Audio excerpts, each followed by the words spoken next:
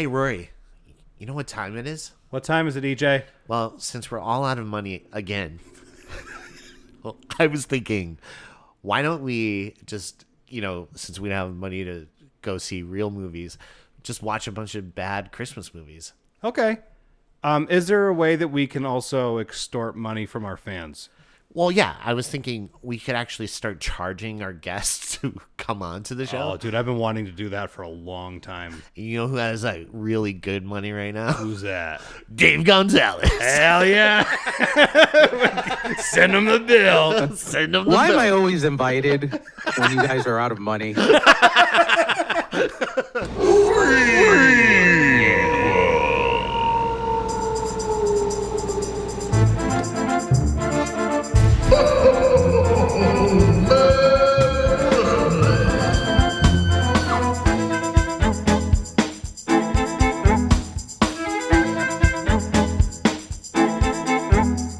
It's alive. It's alive. Hello, you beautiful freaks, and welcome to Christmas Freakquels. We are here. I am EJ Leeson. This is a horror podcast where you could just listen to us goof on some of the coolest Christmas movies of all time. We can take all your holiday favorites and make fun of them. Yeah. Movies that are very personal to you. Or sometimes maybe we love them. A little bit too much. I think and- you hear us just gush. And maybe they're a gift, Yeah. and a present. You hate us. It's okay. Yeah, you hate us. Whatever. all right. With me today, of course, is Rory Calarasi. How are you, sir? I am very, very excited to have our guest return. It's awesome because I just realized this while I was watching this movie. Do you want to say our guest? Yes. Today we have the one and only Mr. David Gonzalez, one of our favorites. Hello, sir. How are you? Hello. Hey. Glad to be back here today. Yes, it's so good to have you back, man. I feel like I haven't seen you in 20 years. It's been 20. It's been 20 years. I'm sorry I picked the movies that I do, but they're so much fun. Yeah. They are.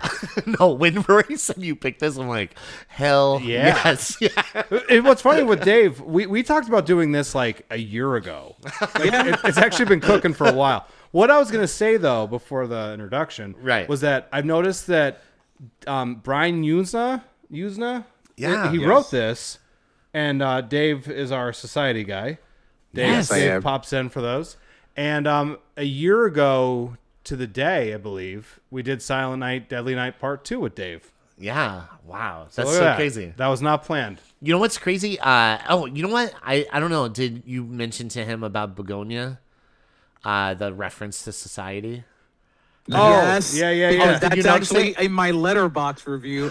That's literally the only thing when I saw Begonia that I left with. I mean, I like the movie quite a bit, and Rory and I were talking about it. Yeah. But I literally logged on Letterbox, confirm Yorgos is a huge fan of 1989 Society. Yeah. And that's Like, why that's so cool. And that's why he's awesome. I was like watching the movie, and then the scene where the one guy had the shirt on, I went, "No way, that's awesome!" Hey, there's a so- cool T-shirt in this movie too, but I'll point it out when we get there. Hell yeah! There is.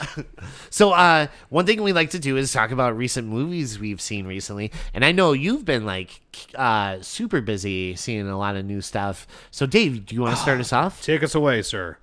I will try not to bore you because it has been a while. But I won't highlight everything I've seen since it has been, I have been covering New York Film Festival last month. But some highlights that I did want to throw at you guys were Blue Moon, Yeah, Richard Linklater's Blue Moon. Oh, really? How was that? I absolutely loved it. yes.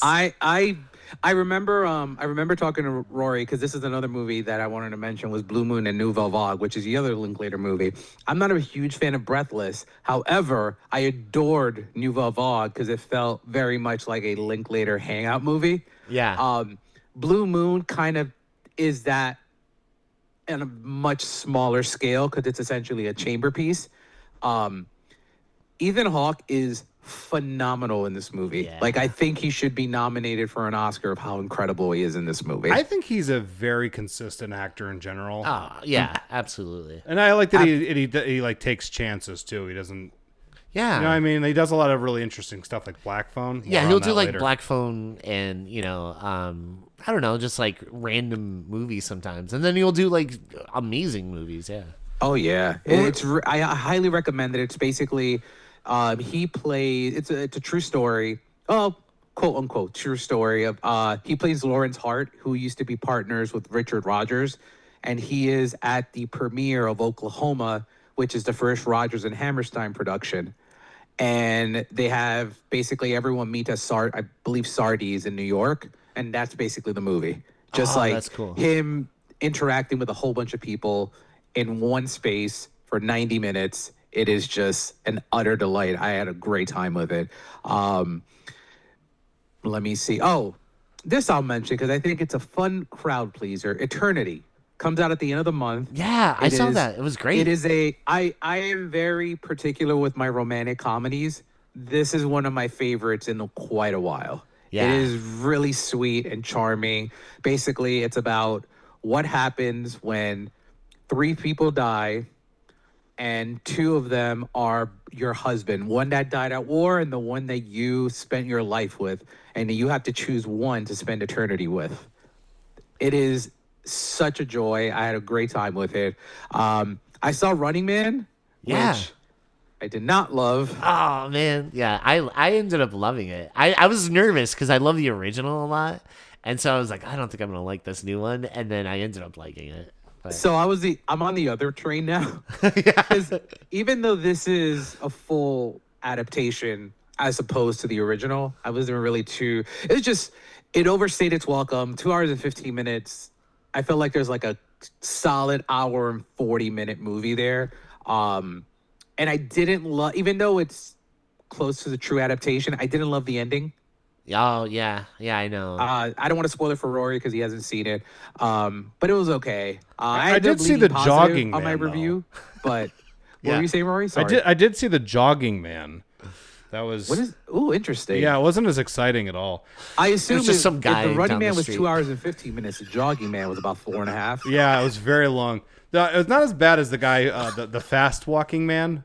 Oh, Did you ever at see the that mall? one? Yeah, it's just a guy walking Leisurely- around the mall, leisurely pace walking man. yeah. brisk pace man. I also saw the new Criterion for Eyes Wide Shut. Rory, I Yeah. know you're almost there. I know. Thank you, Criterion, for sending me an early copy. It is stunning transfer, and that movie is just perfect. Like it is. I think it may, and I like to try not to be overly Cuban and speak in hyperbole, but I think it may be top 2, 3 greatest final movie by any director. I agree. Okay, 100%. yeah. No, think about it. Like a lot of times directors, and this is not the rule, obviously, but they don't always go out on a high note. Like Yeah. I wouldn't say like Hitchcock's best movie was Family Plot. No. Like I like Family Plot, but it's not Vertigo. But No, not at all. But like, yeah, I mean, Eyes Wide Shut. If that's your last movie, like that's a banger to go out on. Yeah, that's pretty awesome. I'm so friggin' pumped to buy that, which is funny because the other day We I were told- just talking about we it. were talking about that. Yeah. And I was talking about it with Becca, and I'm like, because we have a Barnes and Noble that's opening very close to where we live. Lucky you. I know, and I was just like, I'm like, yeah, I can't wait to go there and buy it. Eyes Wide Shut, and she's like, don't you already own that? I'm like, you just don't get it. You just No, it's a no. Criterion. I own Criterion. I own Network also, but I'm going to buy the fucking 4K the second it comes out. Yeah. because Network's I- one of my faves. Same like Rebo I can't Man. wait for that. I've been waiting for a transfer for Network for a long time. it's so But good. as expected, Eyes Wide Shut, absolute masterpiece. I love talking. I was actually talking to someone at work today about that movie because they have the same opinion of that movie before I saw it. That it's just a dirty erotic thriller, and it's not. I mean, it is an erotic thriller per se, but it's so much more. How it's a movie about relationship dynamics and I don't want to spoil it, but it reminded me a lot, Rory, of the power of Hollywood execs Sure. and the power of the elite and what they control and how little control us like middle and lower class have with our lives when we, when you have the upper class in control of us. It's Oh, I love that movie so much. Saw the Sound of Music for the podcast, which is just Harley loved it. First time watching it. So I've never watched it before. I'm like, wait, so you just watched it for the first time? I haven't seen it in 10 years because Oh, okay. it didn't hit me that much the first time I saw it. Yeah. When I watched it this time, I don't want to just give Harley all the credit. It really worked for me this time. Oh, good. I get it. It's really great. That's one movie I've and never then watched. last three, The Secret Agent, which I know Rory's gonna see. I didn't love it. Curious to really? your thoughts when you see it. Okay. 2 hours and 40 minutes. Yep. Yeah. Yeah. Well. Nuremberg. Oh, The yeah, best that was movie of 1996. Yeah, I saw that too. Yeah, I think that's literally like if this movie came out in 1996, it would have been like 10 Oscar nominations, like Yeah. easily. That's on my weekend list. Yeah, let me know what you think. I think you understand why I label it that. Yeah. I mean, I know what you're saying, though, because even the trailer, it kind of feels like a bit of a throwback movie. I liked it. I'm not gonna lie. I did. Yeah. I did have I did enjoy it. thought Rami Sarat, Malek was, like, which really I was not very happy with by the end. Oh yeah. Yeah. Sarat basically is a movie that I was pretty hyped for because I heard it was like this batshit crazy, and it is. But the movie really is about nothing. So by the end of the movie, I'm like, oh, this was a absolute nothing of a feeling of an experience. It was really unfortunate. And then finally, I just saw Train Dreams this morning. Oh, cool. How was that? I'll read you my letterbox. Please do. No one loves the assassination of Jesse James by the coward Robert Ford the way Clint Bentley loves the assassination of Jesse James by the coward Robert Ford. When you watch the movie, you'll absolutely understand why I say that. Hits Netflix on Friday. It is, I think it's going to be a big awards player. I was terrified to watch it because a lot of people compared it to Malick, and I do not like Terrence Malick. But this movie actually has a plot. So, Oh, good. Okay. Very yeah. cool. And yeah, I have not seen Wicked for good. I did not, I had a prior engagement, so did not make my press screen. For that. Uh-oh. Yeah. Are you pumped, though? I know you were, like, real high on the first one. I have seen the First part. show, so I know what's coming, so I am not as excited. Oh, really? Yeah, the second half of Wicked is the weakest part. Oh. Does she get a machine gun? Because that's what I was kind of hoping. No, but it is funny. Someone texted me, a buddy of mine texted me, stating he had seen it like a week ago, and he was like, dude, what the fuck? And I said, what's up? He's like, what the fuck choices did they make in this Wizard, like connecting this to the Wizard of Oz? I'm like, oh, you haven't seen the musical, have you? And he's like, no, I haven't. I'm like, yeah, this is the reaction I fully expect from people that have no idea what's coming. I'm not going to lie to you. Like, the first one, I had literally no hope for when I was going into it because I don't think they were very good trailers. And then I saw it, and I really, really liked it a lot. Like, I thought it was, like, I had so much fun watching it in the theater. But I don't know how to explain this. But since that movie ended, I just knew the second half was not going to be very good. Yeah. I don't know how to explain it. There's like something inside me that's like it's going to be one of those like movies that people are very disappointed by. I hope I'm wrong. I want you to walk into it with this in your mind. This is its own iteration. Sure, that's how I've been treating it. Of what the Wizard of Oz is. Yeah, that's fine. That's all. That's kind of like where I want you to like go in because I can see like the Wizard of Oz is one of my favorite movies of all time, and that's the last thing I'll mention. I forgot to mention before. I showed Harley the Wizard of Oz for the first time. Oh, what was that like? And I remember the first time that door opened, and that's all I wanted to see from her face. I didn't want to record it. I just wanted to look at her. And as soon as that door opened, she's like, "Wow!" My heart just melted. That's so cool. My heart just melted, Dave. I'm like, yep. Amazing. I'm like, another generation is born of Yes. a Wizard of Oz fan. Yes. So we've seen that movie about 36 times. I first showed it to her at this point. Yeah. It's That's awesome. Yeah, man. I'm not going into it like wanting to dislike it or think. You know what I mean? Like I'm going into it like I do every movie, open-minded and just hoping for the best. But there's something in the back of my brain saying like be, prepared. And Well, you not don't know, like I I mentioned, don't you know anything about right? it. No, I'm that guy that as soon as people start talking about that stuff, I'm like, shut up! I don't want spoilers. Okay, I know where yeah. you live, and I All do. right, I know where everyone when you, lives. I'm sure you will text me when you see it, and you will have thoughts. What will I say? Wicked, no good. There's gonna be a writer, like a critic out there that's just dying to write that. I just know how you are with legacy sequels. Oh, no, this is fine. This is like not. Is this? Would you consider this a legacy sequel? I was gonna No. say I feel like this is like its own No. thing. It's its own thing. Yeah. Because the book it's based off, it's its own thing. Oh, I have nothing to say about the movie because it sucked. Hollywood Chainsaw Hookers, because it's very themed to this show. Why didn't we cover that movie, Dave? 1988's Hollywood Chainsaw Hookers. God That sounds damn it! That sounds pretty so good. awesome. What are we doing here talking about this movie? Hey, for Valentine's There's Day. a lot to talk about this movie. I know, but they're chainsaw hookers. I think we could cover that for Valentine's Day. Oh, that's a good idea. Oh, I will come on for that. Dave, come back for Valentine's Day. Stay tuned, assholes. We'll Just be call me back. your Hollywood, just your holiday whore. Yeah. Bring me back for holidays. Oh yeah, Holiday horror. the holiday whore Yeah. himself. You better fucking remember to announce him that way next time. I will. I'm gonna write it down just in case. There you go. Yeah. He's actually writing it down. I don't think he's spelling any of the words right, though. No, I don't know how to say it. Oh, my God. That's so embarrassing. Yeah. He put a Q in there. But yeah, that's so crazy. How about you, Rory? What have you watched recently? Okay, so nice quick week. I went and saw Black Phone 2 with Brent Wilson, friend of the show. Brent and I have been trying to get our schedules to line up for several weeks now, and finally happened. He hadn't seen it yet. I had seen it, and he kind of left the theater, I think, appropriately. Like he said, he was just a little underwhelmed, but really liked all the chances that it took.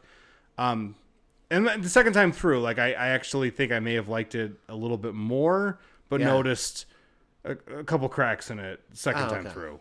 Oh, okay. So a little bit of people rushing through their lines and stuff. Yeah. A little bit of just let it breathe type of stuff, but it's stupid things only weirdos like me would fixate on. But I still like it a lot. I think that's a really solid sequel, and I like to see them do more of them. Just milk that franchise. Yeah. I want to see the Grabber in space. What a terrible name for a slasher, by the way. The Grabber. You get Michael Myers, Jason Voorhees, and the Grabber. Yeah. You Yeah. should call him the Diddler. I don't know. The Grabber's not bad, I guess. I mean, it's not great. but it's yeah. It's something your parents warn you about. Stay away from that guy. He looks like a grabber. That's what he does. He kidnaps kids. That's assault, brother. Spoilers. One of the movies I wanted to talk about. It's assault. Dave, you said you hadn't seen the Les Blank movie Burden of Dreams, right? No, I saw it on the shelf at Barnes this weekend, and I almost bought it. Dude, it's really worth your time. Because it's the making of one of Werner Herzog, one of his Fitzcarraldo. Did you ever see that? I have not. So it's the making of that movie, and it is a miracle that movie was ever completed, because there's things where he finds locations, and he's well, we were going to film here, and then there was a civil war that broke out. Yeah. This crazy stuff would happen because he was trying to make it so authentic. I remember the scene where the boat kind of fell down the mountain. Oh, we're gonna talk about that. Oh, okay, yeah. It's actually a really wonderful metaphor for the movie itself. He was just trying to make it so authentic that he took it out into I think it was just I think it's in Brazil. I think so. Yeah, it's in that general vicinity. But basically it's everything that you could imagine could go wrong for a movie goes wrong. And at one point in the movie that they're trying to make, in the story, they have to have a ship get pulled up a mountain. And it's a real ship. It's not they just made the one side out of wood or something, which would have just probably been a lot easier for them. He basically needed to pull a actual ship up a mountain, so they had to put together this contraption to pull it up. It's a pulley system, but if this thing breaks, then 30 people are gonna die. So they're just doing it, and they're why can't the fucking director be down here with us? If we're gonna die, why can't he die too? And you're great question. He's probably like, I don't want to do it. You guys do it. But it's like a really fascinating movie. And I have like a love, I'm sure you've noticed this, about movies and documentaries dealing with people trying to make a movie. Yeah. It's one of my favorite subject matters because it's... So Rory, I haven't highly recommend. I have seen it. Megadoc. Megadoc? It's about the making of Megalopolis. Ooh, I need you. So wait, you saw it? I saw it already. God damn it! How was it? Was it good? Oh yeah, it's very interesting. I'm and so the most excited. interesting part was like his relationship with Shia LaBeouf, right at the beginning of the movie, and by the end of it, he couldn't stand him to the point that he would be in his trailer when it was Shia's time to act. Wow, really? Oh, He wow. would direct. He was directing him from his trailer by the end of the movie. Okay. Wow. But it's very much like an interesting documentary because you can see the wheels fall off around everybody. Like, oh, I think we're making a bad movie, and then I know you love it. I do. I think that movie's fascinating. And I do too. But I think it's a bad movie, but I enjoy it. I can't even say that it's bad. I refuse to. I just think it's something that's not... Like, it's one of those movies that I think in like 20, 30 years... It'll people resonate more. Yeah, because it's just like a thing that like a very specific person made. Yeah. Oh, and that's what you'll get from the documentary. Yeah? Because even Dustin so Hoffman, he's like, I signed on and I didn't really know what my motivations or what this movie or what my character was about. And I am done with this movie and I still don't know what my motivations or anything about this character are about. So it's a fascinating documentary that I can't believe it exists, to be honest with you. I really want to see it because like I have so many thoughts on that film. And it's weird to me that somebody like...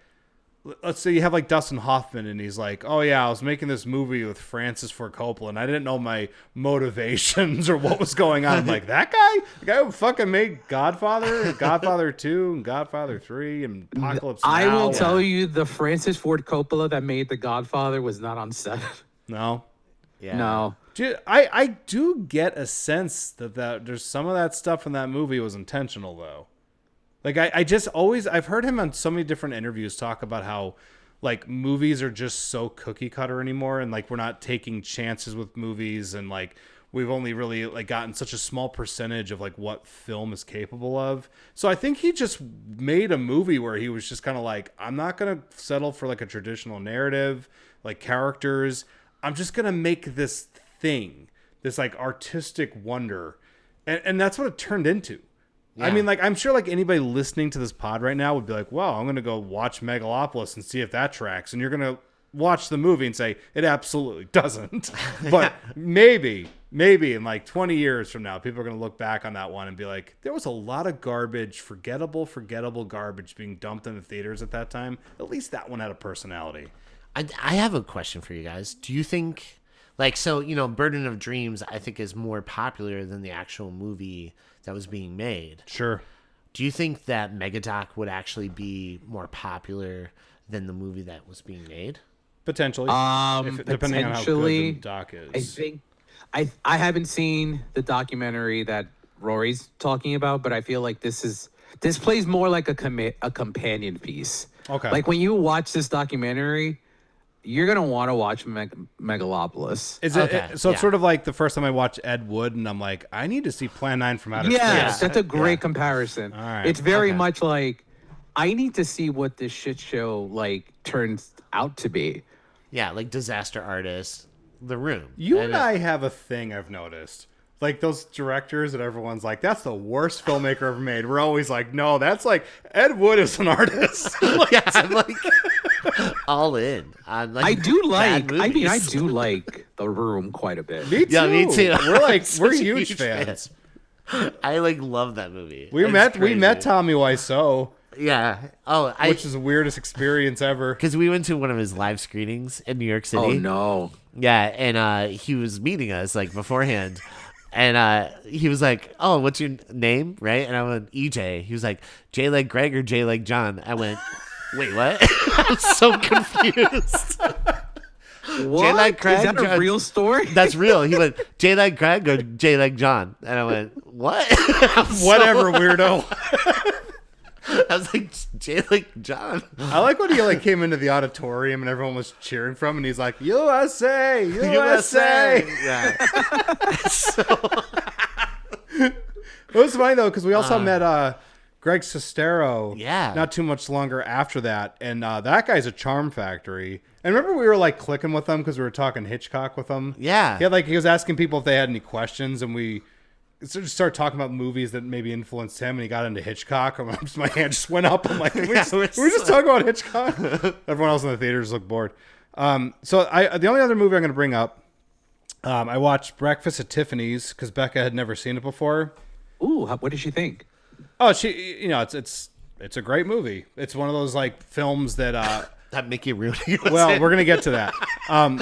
Audrey Hepburn is She's one of the amazing. best actresses of all time. I refuse to debate that with anybody. 1000%. She is like so fun to watch. Like her voice is great, but it's everything that she's doing with her performance. It's just she's like a perfect actress, right? Yeah. And the movie itself, like not a whole lot happens. It's just like a lot of character actions and development, and it's just like great. Mickey Rooney's in it. Yeah. So Mickey Rooney's in the movie, and he's also in the movie that we're talking about today. He's in Silent Night, Deadly Night 5, The Toy Maker. One of these movies has a truly offensive performance, and the other one's Breakfast at Tiffany's. Wait, what? What? What? What are you saying? That was an all right joke. Yeah, no, that was good. But yeah, no, Breakfast at Tiffany's. I recommend the heck out of that movie to anybody who hasn't seen it. It's one of those great examples of like classic cinema that you should check out. Yeah, I think her singing Moon River is like one of the most iconic. Yeah, that's a great movie moment. Yeah, I think so. I think even like How I Met Your Mother had like a scenario. What was that? The mother, right? When she's playing the she sang Olivia and Rose. Yeah. But yeah, that's like a beautiful scene. oh, I love that. And Ted's listening to her. Yeah. Because Dave's a big How I Met Your Mother fan. Adore it much more than Friends. Yeah, same. Because it's weird that you just brought that up, EJ. Because I was thinking while I was watching the movie that might have been something that was like influenced by Breakfast at Tiffany's. Oh, 100%. I like that scene a lot where they're shoplifting. Oh, yeah. That's a fun scene. Yeah. But that's what I watched this week. I didn't want to. I was a little busy. We had some stuff going on. Yeah. We had some things, game nights and such. Yeah. But how about you, EJ? What did you watch?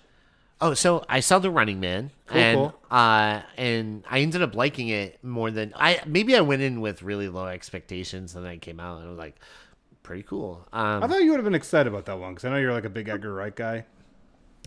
No, that's what's really cool. I was like going in, I don't know why, like with low expectations, because I do love the original, that I was like, I don't know if this is going to be good. And then I watched it. I'm like, all right. I ended up liking it way more than I thought I would. Lee Pace is in it, by the way. Oh, really? Yeah, I didn't even know that until I didn't even know it was him until he like takes the mask off, and I'm like, Lee Pace. Oh, okay, that makes sense. I was like trying to figure out who that was like by the voice. How's Glenn Powell? He's great. Yeah, I don't know. Like I think he's awesome. He was great on SNL this week. Was he? Yeah, he was hilarious. He's a handsome dude. Yeah. Handsome I like him son a of a lot. bitch. Yeah. I met him at Comic-Con, him, Edgar Wright, and Did Lee ya? Pace. Oh, that's awesome. And just being like 2 feet away from Glenn Powell, I was like about to faint. Were you like mesmerized by him? feel Yes, like I would- was. He's like, how's your con going? I'm like, better now, sir. I don't know, Glenn. You can make it better. It's going. Jenny, great. take a walk. That's so cool. Yeah, I would love to meet. He's awesome. He actually, so on SNL, really fast. He a couple years ago, he was announced to host SNL, but he had to cancel because Top Gun got postponed. Right. So him and his family, when they found out, they were like celebrating on the porch, and this UPS driver came and he was like, "Oh, what's going on?" And he's like, "I'm gonna host SNL," and then it was postponed. And he got a picture with the UPS driver and his whole family because they were all like celebrating. Oh, that's cool. So he's like, so for 4 years, this driver was like, that Glenn Powell's a liar, right?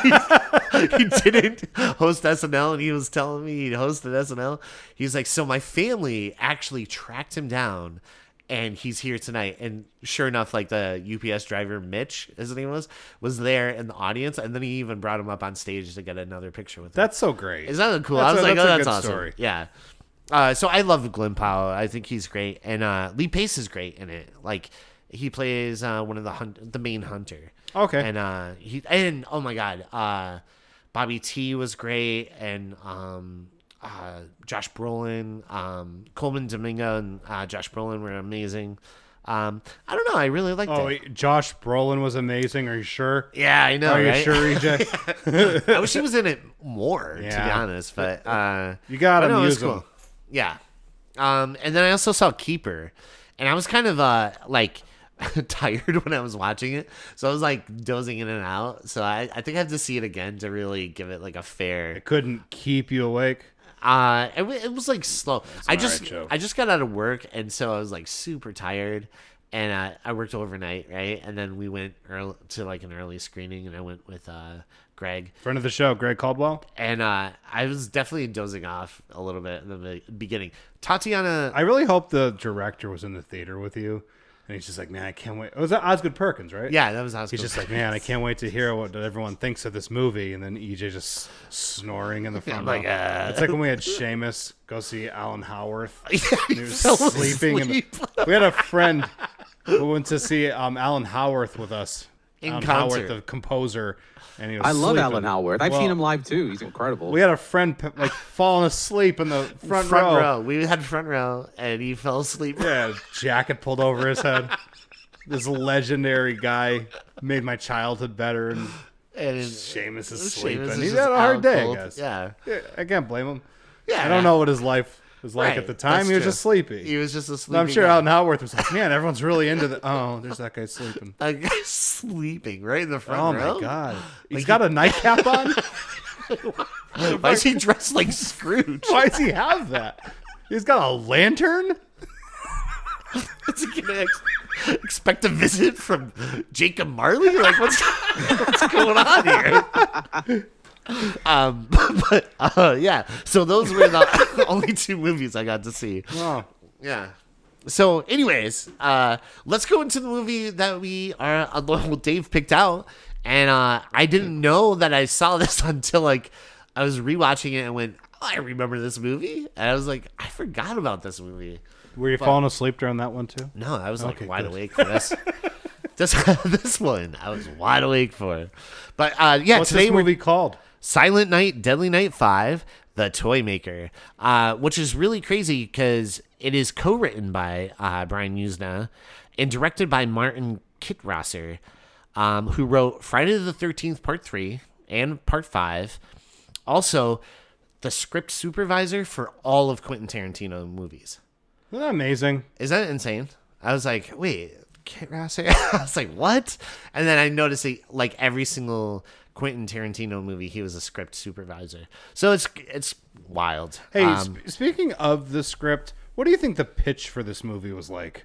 I don't even know. They're like, we gotta make another Silent Night, Deadly Night movie. What do you got? What if there's like, hey, the first toy ever like recorded, right? Pinocchio. What if we did something like What that? if we do some shit? What if we desecrate that grave? Instead of Geppetto, we call him Joe Petto. Tito. I've never, and I know you're gonna get into like the description of the film. I've never seen a movie where you're just like, you have a third act reveal, right? That you're Yeah. going to get to, but it's so fucking obvious because the name of your character is Pedo. Yeah. Yeah. Yeah. Yeah. Joe Petto. Joe And I'm like, Patel. Joe Petto.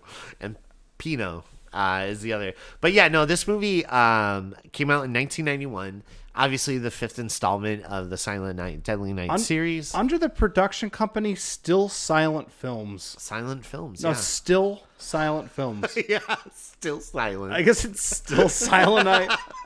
Yeah, they're like, Nothing's "Hey, changed. Nothing's changed. Status quo. Still silent over here. We'll have someone dressed as Santa. We promise. Guaranteed. We promise you one thing. a child will walk in on awkward sex. That's the one guarantee this franchise. Every movie, we got that covered. That's the only connection that I find with these Silent Night, Deadly Night movies. Yeah.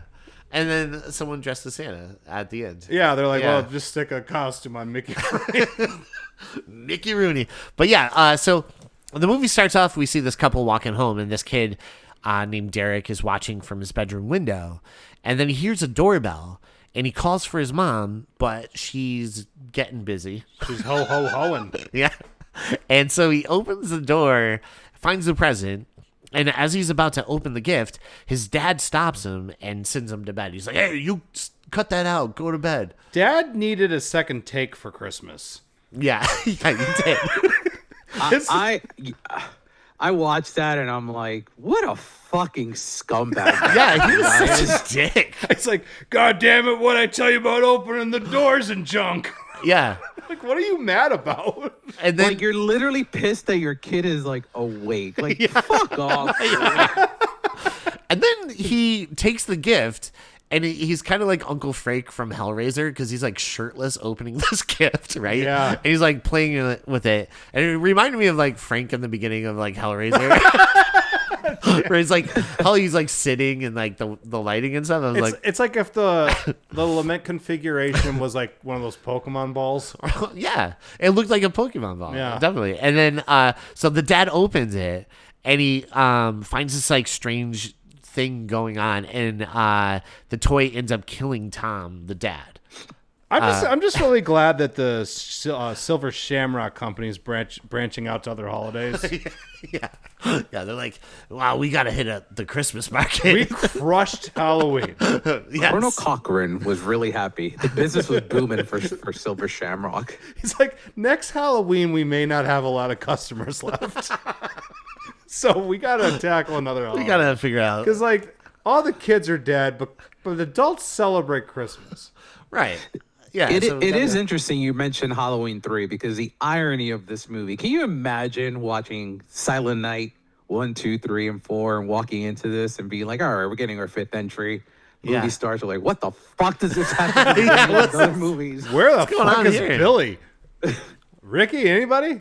Anybody? We get shirtless dad?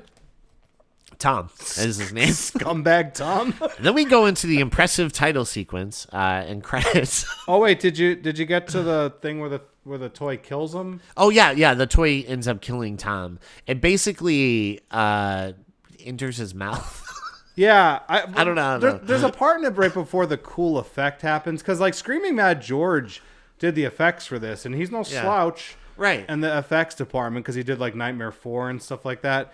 So some of the murder scenes in this are cool, but that guy, Scumbag Tom, dancing around the living room holding that thing in super slow motion just highlights how stupid it looks. Yeah, it's just attached to his mouth. It kind of maybe has like a phantasm, like it's like a ball, but it's like drilling into his mouth a little bit, right? And I know it sounds stupid, but this is what this movie is. Okay? It sounds stupid because it kind of is stupid, but it's like when stupid becomes kind of rad. Yeah. I mean, it's kind of rad. I think it's rad. I don't hate it.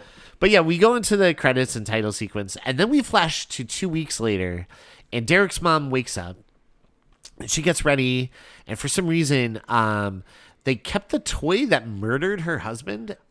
I've got questions about that. I was like, it's not in evidence. It's not like, oh yeah, like this thing killed my husband. They're just like, oh, we don't know what happened to your husband. It could have been anything. Dave, like, what's your interpretation of that? Why is that toy still in the house? A reminder of their stepdad's love for his child. Oh, you think he likes to look at it because it reminds him that it killed Scumbag Tom? Yeah. He's like, that guy yelled at me. Yeah. Deep down, a little, even though I have my thoughts on that little child, he knew his stepdad was an asshole. Yeah. Yeah. And he just wanted to be like, this is what took him out of his misery. It's like, Dad's got that's demons. going on the shelf. Dad's got a lot of demons. That thing gave him peace. No, And by the way, did anyone like think that looks like a Pokemon ball? Oh yeah. Oh, yeah. We Oh, mentioned, we 100%. mentioned that. Yeah. Yeah. It's funny, like, because like story wise, it doesn't track. Like, if the kid went to bed and then the dad got murdered by the toy, then you'd be like, okay, I guess you might keep that because the thing can just kind of roll away and you don't really know what happened. But the kid saw that toy murder Tom. Go down. Yeah. Yeah. So, like, he keeps it, and not just keeps it, but puts it up on a mantle. Right next to his ashes. It's like an altar. And he's like, you know what? This belongs next to you, Tom. And then, like, he wraps the thing around the ashtray. It's just like the Or stages the urn, sorry. The urn, yeah. It should have been like a baby picture of Tom's wedding photo, the Pokemon ball, and then his ashes. It's just like his whole life on one shelf. This was my life. And it was very empty. It has like an American Beauty opening. It's like, I died. My name's Scumbag Tom. In a couple hours, I'll be dead.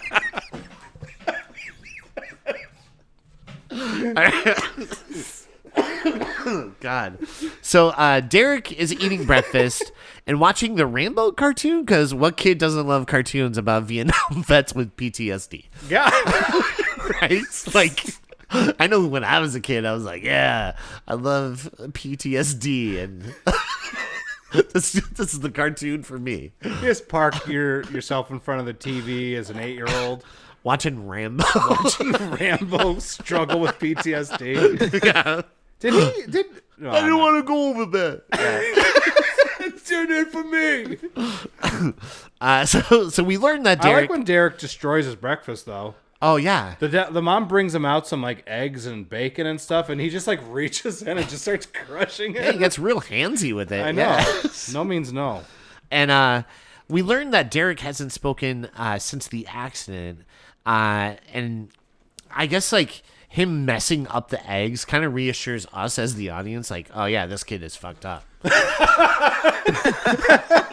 Just in case you thought he was going to be okay. Yeah. Nah, this kid, he's messed up. Kids, normal kids don't eat eggs that way. This kid's messed up now. I get it.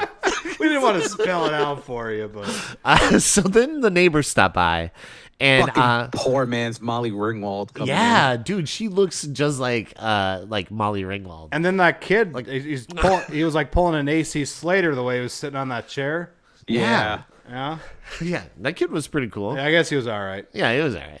So then the neighbors stop by, and Derek sees a commercial for the toy that killed his parent, and he runs off, and his mom talks him down, and then we see some guy outside watching them. And you don't learn this guy's name until like 57 minutes into the movie. Kyle Reese. Yeah, like Kyle Reese, Kmart Kyle Reese. Yep. Yeah. Yep. So then Derek and his mom go to Peto's toy store. I'm going to say this right now. Don't ever take your kid to a place called Peto's. You know, I'm glad you said that. So we meet Mickey Rooney, who's playing Joe Petto, and his son Pino Petto, and who scares them with this really rad mask. I thought the mask kind of looked awesome. I thought that was just like Tommy Jarvis all grown up. Yeah, it was basically like a Tommy Jarvis mask in a way. Hey, fun fact about Mickey Rooney, by the way. Did you guys know that Mickey Rooney helped protest the original Silent Night, Deadly Night?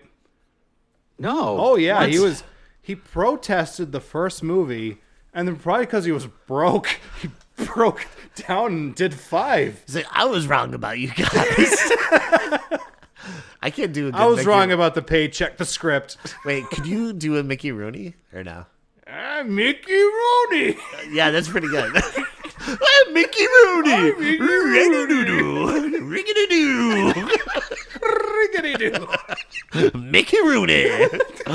So Joe yells at his son and sends him off to the back into the basement. And then we see that the stranger who is watching Derek and his mom, Sarah, shows up, and he's like still creeping. He's like still watching them, and he kind of sneaks around the aisles. And Sarah and Derek leave, and Joe threatens Pino and shames his son. He's like, "You're not the son that I wanted. You should be more like that kid over there, the real quiet one that doesn't say shit." By the way, so that scene specifically, so this guy's stepdad, we don't know that he's the reveal yet or whatever. Right. So this kid loses his dad, and his mom says the way for him to get better is by going to buy him a toy. That's how he's going to deal with grief, by buying him a toy. That normally checks out. Yes. No, I'm Yeah, just kidding. yeah. I mean, that's if you're ever depressed, buy away your sadness. Right. Absolutely. I just thought it was weird that Pedo wouldn't sell him anything because I guess he only sells toys to kids with dads. Did you find that weird? That was a weird I thought policy. that was weird, yeah. He like tapped the wall. There's a little sign. He's like, I would have been more upset. I would have been more upset that my mom just took me to this fucking small ass store instead of just taking me to Toys R Us. Yeah. It's the only game in town. It's like, oh man, this story sucks. But yeah, so the stranger kind of witnesses old Joe yelling at Pino and berating him, and that's when the stranger kind of runs out, right? And they're like, oh, sorry about that. He's like, go ahead, Pino, get back there. And the stranger buys a few toys, one of them being Larry the Larvae. Larva, it should be. I like that toy. Yeah, no, it's pretty cool. I would like that toy, that larva toy. That's cool. It is pretty rad. And you see like this guy, the stranger, being like super impatient he's like, just bring me out already, okay? Yeah, I don't understand his motivation in that scene. Because in like 20 minutes from now, he's kind of like, hey, I'm that lovable scamp that you used to have sex with. And then like in this scene, he comes off like he's trying to get drugs or something. Yeah. It's real sketchy. But I do like how Mickey Rooney is just trying to be, or Pedo, I'm sorry. Pedo's trying to be friendly with him. He's like, were you in the war? And he's like, yeah, whatever. Fucking wrap up my present, old man. He's like, yeah, well, I was in World War II. Not to brag, but I gave Hitler the cyanide. Did you guys like that line? I gave Hitler the cyanide. Oh, that's a good line. I like. Way to go, Mickey Rooney. No, but there is like a weird exchange where he's like, were you in the war? And he's like, nah, leave me alone. He's just kind of like, yeah, I was in World War II. Yeah. It's like a real weird, like, throwaway line. He's like, yeah, I don't know if you know this, but I was in World War II. It's like, I didn't ask. I didn't care. I didn't don't ask. care. Could you just, like, not talk to me? I don't want to connect. I don't want to connect. Unless your name's Derek, I don't want you talking to me. Take a walk, old man. But we see where the stranger drops a newspaper clipping of Derek's dad, Tom Quinn. And it was like, oh, here's the death of this mysterious death of Tom Quinn. And he just drops it on the ground and he walks out and Mickey Rooney spots it. He goes, oh. His reaction, it's a little, it's a little, it's a lot. It's like, a lot. I don't know. So now we see the stranger is at his hotel, and his hotel room is like filled with toys, like way more toys than he bought at the store. Which they never really elaborate on. Like, why does he have all those toys? Dave, why does he have all those toys? Dime store Kyle Reese, why does he have all those toys? They do elaborate on that. Do they? They don't elaborate how he got them, but they elaborate why. He elaborates why he got them. What does he say? So in the third act, I can't believe I know the fucking plot It's points okay. of this movie. So in the third act, he has a conversation with his lover, and he says that he knows that Pedo booby traps him, so he's been buying his toys and trying to find out what toys are actually booby trapped, but none of the toys he looks into are booby trapped. That's revealed in the third act. Okay, so I have a question about this guy that's supposed to win me over. He acts like a creep for half the movie, and then he's kind of like, nah, I'm just a lovable scamp. Yeah. I have a question about him. So he suspects that these toys are like dangerous. Correct. Yes. So the motel owner, let's be specific. He goes and basically asks for the simplest of things. Pay me to stay here for the night. Right. That's his job. Yeah. They play it like he's a dickhead, but he's really just trying to get his money, right? Yeah. And he's just kind of like, oh, yeah, I'll give you the money tomorrow. Hey, if you let me sleep here tonight, I'll give you this dangerous toy. Well, remember, he did say he tested them, and he said that he didn't find anything wrong with them. What does he mean by that? It was still in the box. Yeah. So the one he didn't test is like the dangerous toy. Nah, he gets that last one. Nah, none of these are.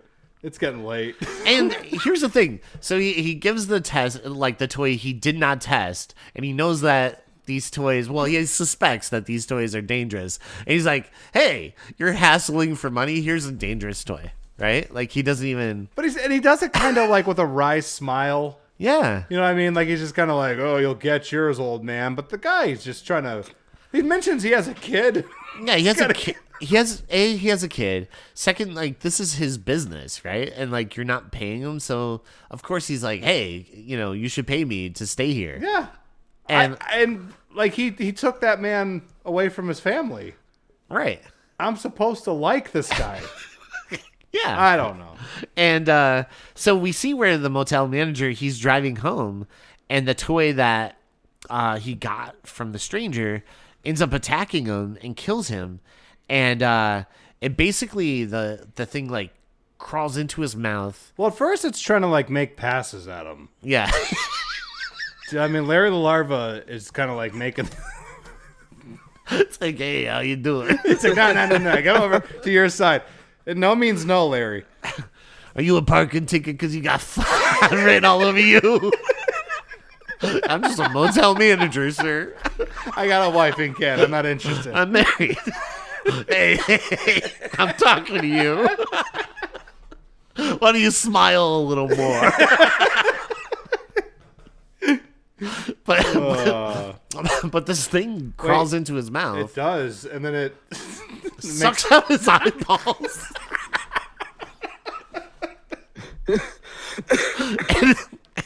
And actually, this death is kind of awesome. It's kind of rad. Yeah. And the score is awesome. The score is awesome. were you- Yeah, the score is pretty awesome. Right? There's some Yeah. real cool flourishes in there where I'm like, this is an all right score. Yeah, Matthew Morse did the score. Yeah? It's really good, yeah. Matthew who? Morse? Oh. Yeah. Side note, did you guys notice this is the second time in 2 years? If I had a nickel for every time this happened, I'd have 2 nickels. The second time in 2 years that our lead character is a mute child. Shout out to yeah. Halloween 5. Yeah. Interesting. That's interesting. That's so you- true. I like that your episodes are all like themed. Dave has like certain criteria for All we need, we don't do we have a Tina in this movie? Oh no. Oh, we got a what's her face with the astronaut underwear. Oh yeah. Yeah, what's the babysitter doesn't have a name, does she? The blonde? The what- blonde from the double scene we're gonna get to later? Yeah, Oh yeah. I Why don't do you think call it astronaut underwear? It's like real shiny and stuff. Like it just looks like it's made out of plastic or something. it's crazy. Yeah. It was that really- whole sequence. is- Dude, that sequence it's just wild and not in like a good way. yeah. It's just- It doesn't feel necessary It's like or wanted. it's like the director said, like, I need you guys to like have sex in the scene, and neither one of them knew what sex was, and just sort of throwing themselves at each other in this real awkward manner. I'm not gonna lie to you. The horror side of the sex scene, which is like, where the people die, it fucking started looking like a Toy Story sex parody. Sex Toy Story. I'm like, they're watching. I'm like, where is Buzz and Woody? Well, there was a Woody. To the bedroom and beyond. Reach for the hole. Sketch, stop drawing that. Stop doing that. So the stranger we now see breaking into Peto's toy store. Oh, wait a minute. Wait, just 1 second. Sucks the eyeballs out, right? Yeah. The car goes off the road, and let's just say this. one of the best car explosions in any movie that we've covered so far. It Yeah. is so absurd. It just like flips over and blows up in like the biggest way possible. And it lands on like a singular tree, like a Joshua tree kind of thing, and it just like explodes. And then It's Bono crazy. got up from his seat. He's like, I've got an idea. I've got an idea. Hold me, thrill me. So the stranger, we see is breaking into Pato's toy store. He finds like a weird picture, and then he sneaks into the basement, but is grabbed by Pino, and he barely escapes out of there. He's like, let go. And then he is able to kick himself free, and the stranger like runs off, and then we just see Pino like poke his head out. And you're like, okay, like what was that scene for? I don't know. But can we call him Pino Scissorhands? Pino Scissorhands. Yeah. He does have a very like Edward Scissorhands performance. It's so true. Johnny Depp saw this movie. Yeah, I've got Johnny an Depp. idea. Dude, I didn't even know this until like recently that Michael Keaton based his performance of Beetlejuice on Chop Top from Texas Chainsaw Massacre 2. That's the most Interesting. That's I the didn't- most amazing movie fact ever. Yeah, I just learned that. I was like, what? I never knew that. See, Bill Moseley can only bring joy. Yeah, that's true. Well, except in Silent Night, Deadly Night Part 3. I will say he is the best part of that movie. Easily. I remember seeing In Search of Darkness, and I had never seen like that movie. And I forgot. Vestron Video released a 3-picture. Yeah, it was Silent Night 3, 4, and 5, and I bought it. And I was like, okay, cool, let me watch it.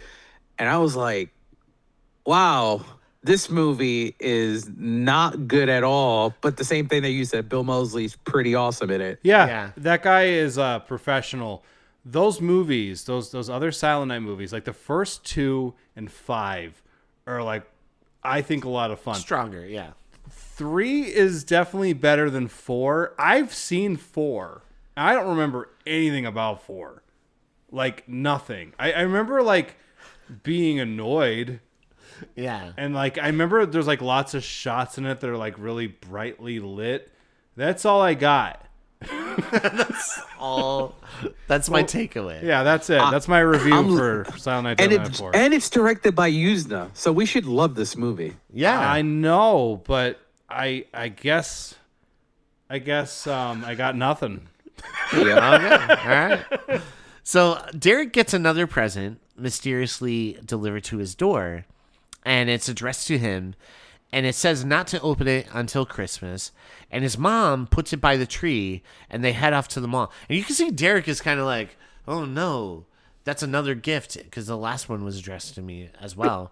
and this is probably dangerous, but the mom is like, oh, cool, I'm just going to put this right by our tree. And he's like, oh no. Drama. So at the mall, we see that the stranger is actually a mall Santa, and his coworker is played by Clint Howard. Yeah, which is awesome to see Crazy. him. Yeah. Always awesome. I was kind of surprised that he's in this and not in it more, right? Like, I felt like that was kind of... He should have wild. played Pino. Yeah, like, he should have been, like, the store owner or, like, Something. something. I don't know. But we see where the stranger, he spots Derek in line, and he immediately asks Clint Howard, he's like, let me take your shift as Santa. He's like, what? And he's like, yeah, we'll just let me take your shift. Did you guys catch when they show the line of people waiting for Santa? There's a guy wearing a Reanimator t-shirt. Oh, really? I No, didn't see I didn't that. see that. I didn't notice that. My eyes went right to it. I smelled Reanimator. You're like, I smell you. I love it. I want that shirt. So meanwhile, Pino breaks into Derek's house, and he looks at like this photo of Sarah.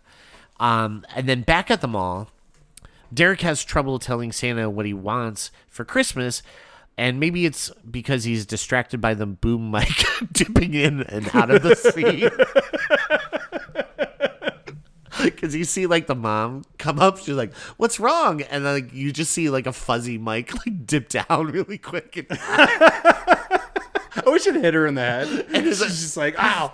And like his eye line, right? Derek's eye line, it looks like he's just looking at the boom mic. He's probably just real annoyed.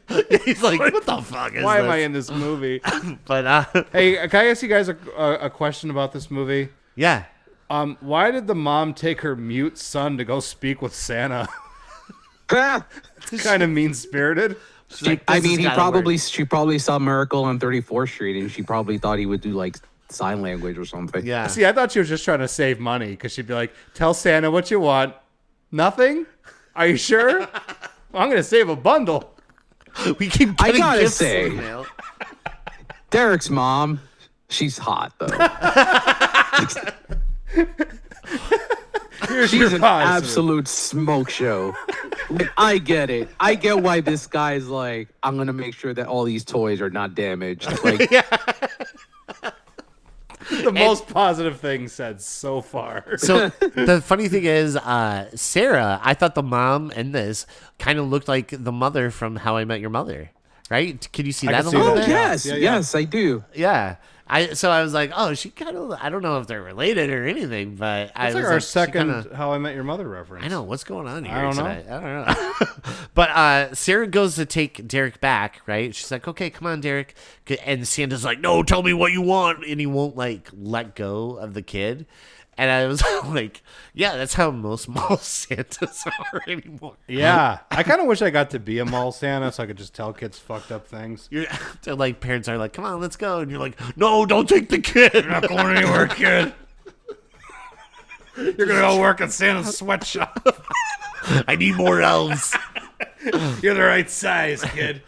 But back at Sarah's, Pino is chilling in Derek's room and like laying in his bed with his shoes on, which makes it even worse. Shit. And then that's when Sarah and Derek get home, and the neighbor tells Sarah, Molly Ringwald, she goes, "Hey, I saw someone like lurking inside your Oh, house." wait, you're saying that with way too much concern. She says it so like blasé. She's like, I think I saw somebody inside your house. I figured it was someone else's problem. Yeah, and I didn't do nothing about it.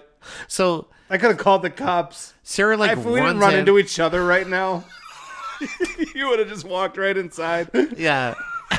And Sarah runs in, and sure enough, Pino like pops out and just like runs off, right? And Derek's okay. He was just like listening to his CD player. Yeah, and And, he likes to Or listen. Walkman, right? I He guess. likes to pretend he's a murdered corpse when he's listening to his top 40. Yeah. Because he's lying down. It looks like she was about to find the worst thing ever. And I like how that's the only time he smiles in the movie and gives like a thumbs up. He's like, Yeah, I would have Yeah. put that kid outside after giving me that face. what the hell is going on with That you? kid needs to get put down. So Sarah goes to Joe at the toy store and tells him about what Pino did, right? Can I pose something to you real quick? Yeah. Would this movie have been better if we swapped out Mickey Rooney for Danny DeVito?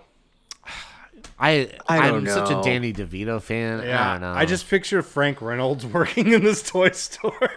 What do you mean? Yeah. But It's called Pedos, but I'm not a diddler. I'm not a diddler, okay? Remember see that It's Always Sunny episode? Yeah, with when the, he's like, Frank's beauty queens. yeah, he's like, can you write a song that specifically tells everyone I'm not a diddler? Dude, one of the times I laughed the hardest in that show is when they have the lights hit him and he had like all the makeup done by the mortician. Oh yeah. He looks like a ghoul. He looks like he's straight out of like Night of the Living Dead. It's like Danny DeVito amazing. is a genius. so. Joe tells her, he's like, "Oh yeah, we used to live in that house, like Sarah's house now, and Pino just misses the house, and he just wants to live there again. But I keep telling him we hit hard times and we have to live here and now in the store, And that's when he promises, he's like, "Don't worry, Pino will never do that again. I'll talk to him." I have to respect his attempt to make that bullshit work. Yeah. Oh, we used to live in your house. So Pino likes to just walk through the halls, sort through your delicates, Smell your bra? normal things. Yeah. Don't be mad at Pino. Yeah. He makes Halloween masks, and that may or may not ever come back again. Yeah. I don't know if it does. So that night, Sarah is going to let Derek open the strange gift they got at the door. But he doesn't want to open it. And that's when Sarah's friend stops by, Kim. And Derek tries to get rid of the gift by throwing it out into the trash. He's like, I know you've been traumatized recently, so I bought you your very own good guy doll. Yeah, and it's like, It says 3 different sentences. Yeah. Yeah, I do like that kid's response to that gift. He's actually a very smart kid because he's just kind of like, nah, fuck this. Yeah, he's like, I don't want that. Like, I'm not dealing with this. Yeah, and he throws it into the trash.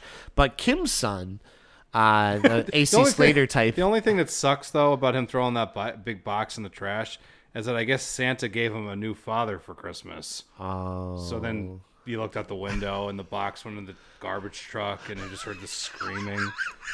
That was actually supposed to be like a sentimental moment in the movie. And he accidentally gets killed. Yeah. He's like, oh, can't wait to meet my new son. Oh, no.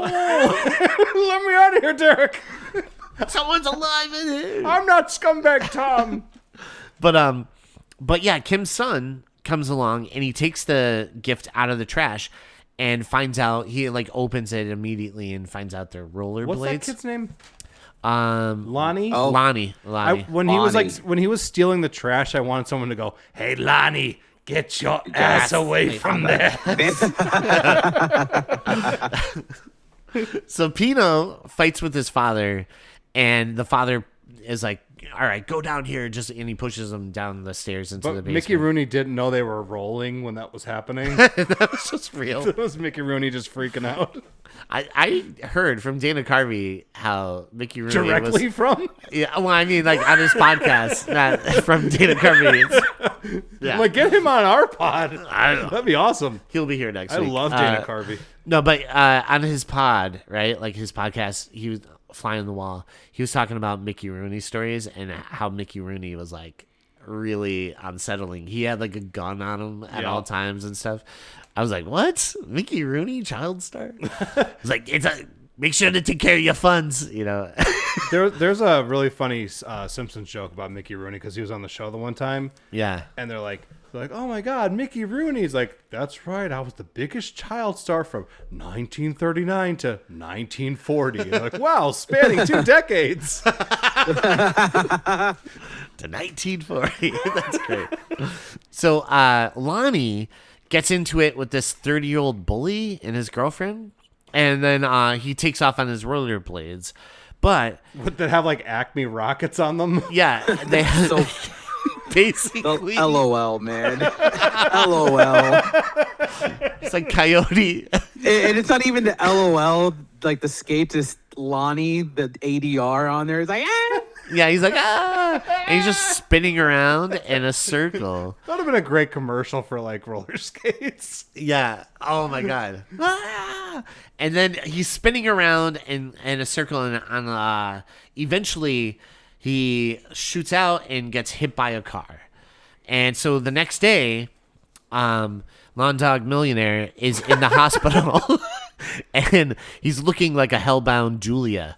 Like the way he's like bandaged up, right? And hey, high five. That was good. And he's rambling to himself. He's like, I should have never opened the skates. I don't know what I did. I opened the skates. Oh. But it's funny because in context in the movie, the car hits Lonnie, but it like taps him ever so delicately, and then you just see him in a full body cast. Like that guy in Creature from the Black Lagoon. Oh, yeah.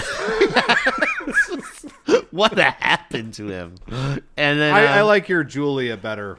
Julia. Yeah. Julia. I wouldn't Creature you and Hellraiser. So. And so Kim shows up, and that's when Sarah... Kim is there, and she's like showing Sarah the wonky rollerblades, and she's like...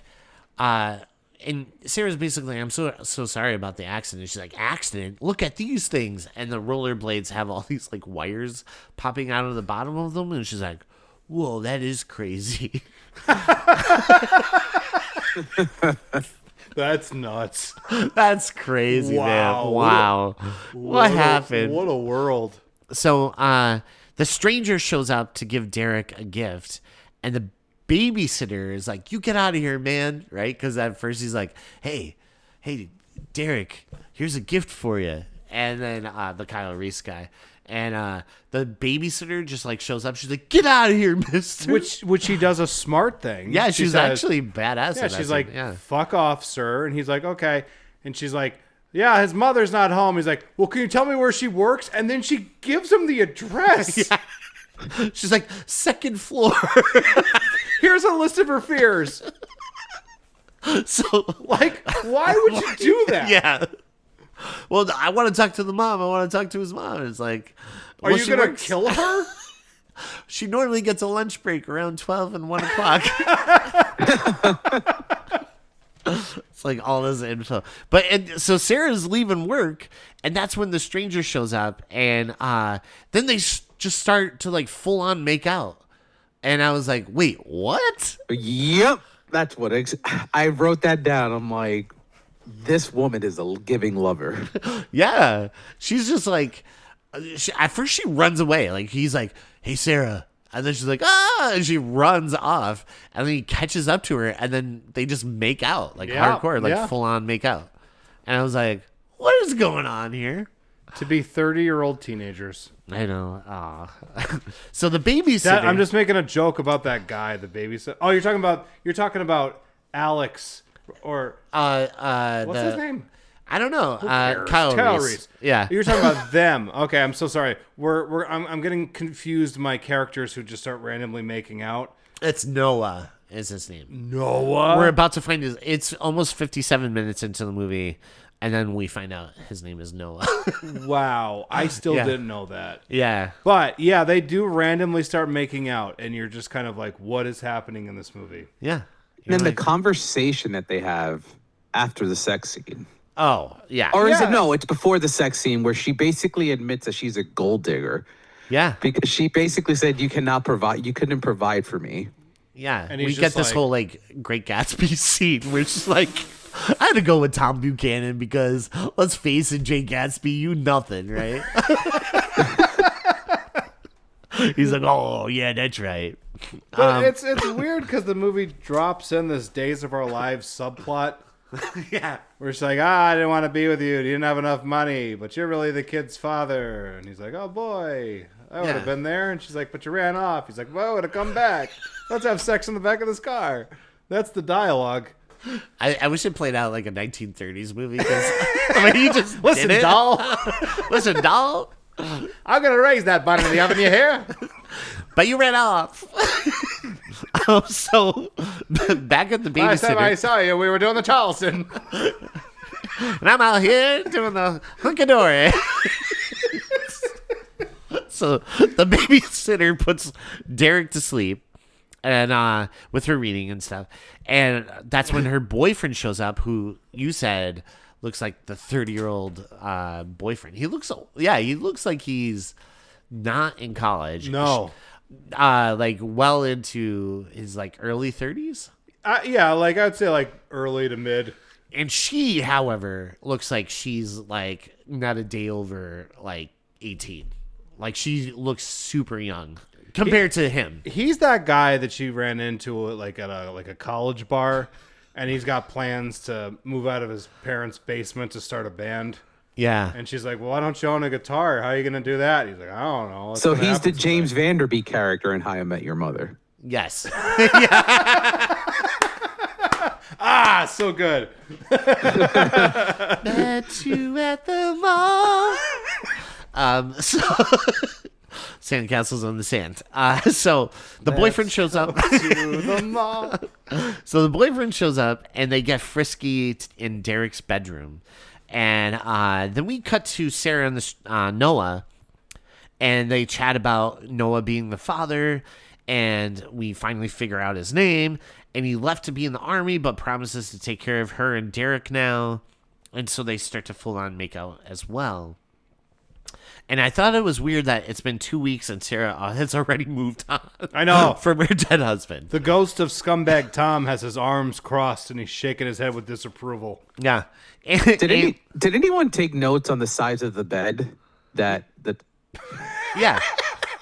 Yeah, so Derek is sleeping in his mom's room, and these two go at it on Derek's kid bed. The babysitter and the third, the James Vanderbeek guy, they go at it on like the kid bed. I was like, if that was like a race car bed, would this play out better? I don't know. They can't even just try to be quiet about it either. They're like jumping around on it. It's like Linda Blair in the fucking Exorcist. Yeah. And we see Derek wakes up to them like making noise, right? I know, he's rolling his And he's eyes, like- covering his ears. He's like, "That's my fucking bedroom." And let's say these like Woody and Buzz don't go in and kill them. What do? Do they clean the bed after? Do they change the sheets? Yeah, like what? the- No, he's a total. Just leave it, babe. Just leave it. But and then we have this weird scene where it's kind of like intercutting, right, between Sarah and Noah banging in the back of the station wagon. Which like in any other movie, there would be something being communicated between the intercutting. Yeah. But there just isn't. I'm No. telling you, I think I know what the answer is here. What is it? Or hear me out. You have two sex scenes going on, right? Yeah. One of them leads to love and pleasure. The other one leads to gore mayhem. It's a duality of sexual intercourse, my friends. Oh. You can only get this in Silent Night, Deadly Night Part 5, The Toy Master. That's why you review movies and we're scumbags. Yeah. I try. Yes. I'm glad you got something to pull out of that. You have a much better critical eye than we do. To me, it was like the producer's like, wait, what if we have like two naked ladies And they weren't even like naked. At the same time. and the one's got space underpants on? And the other one's the mom in the back of a station wagon in a public garage. They have no regard. I like how like they are taking all their clothes off too.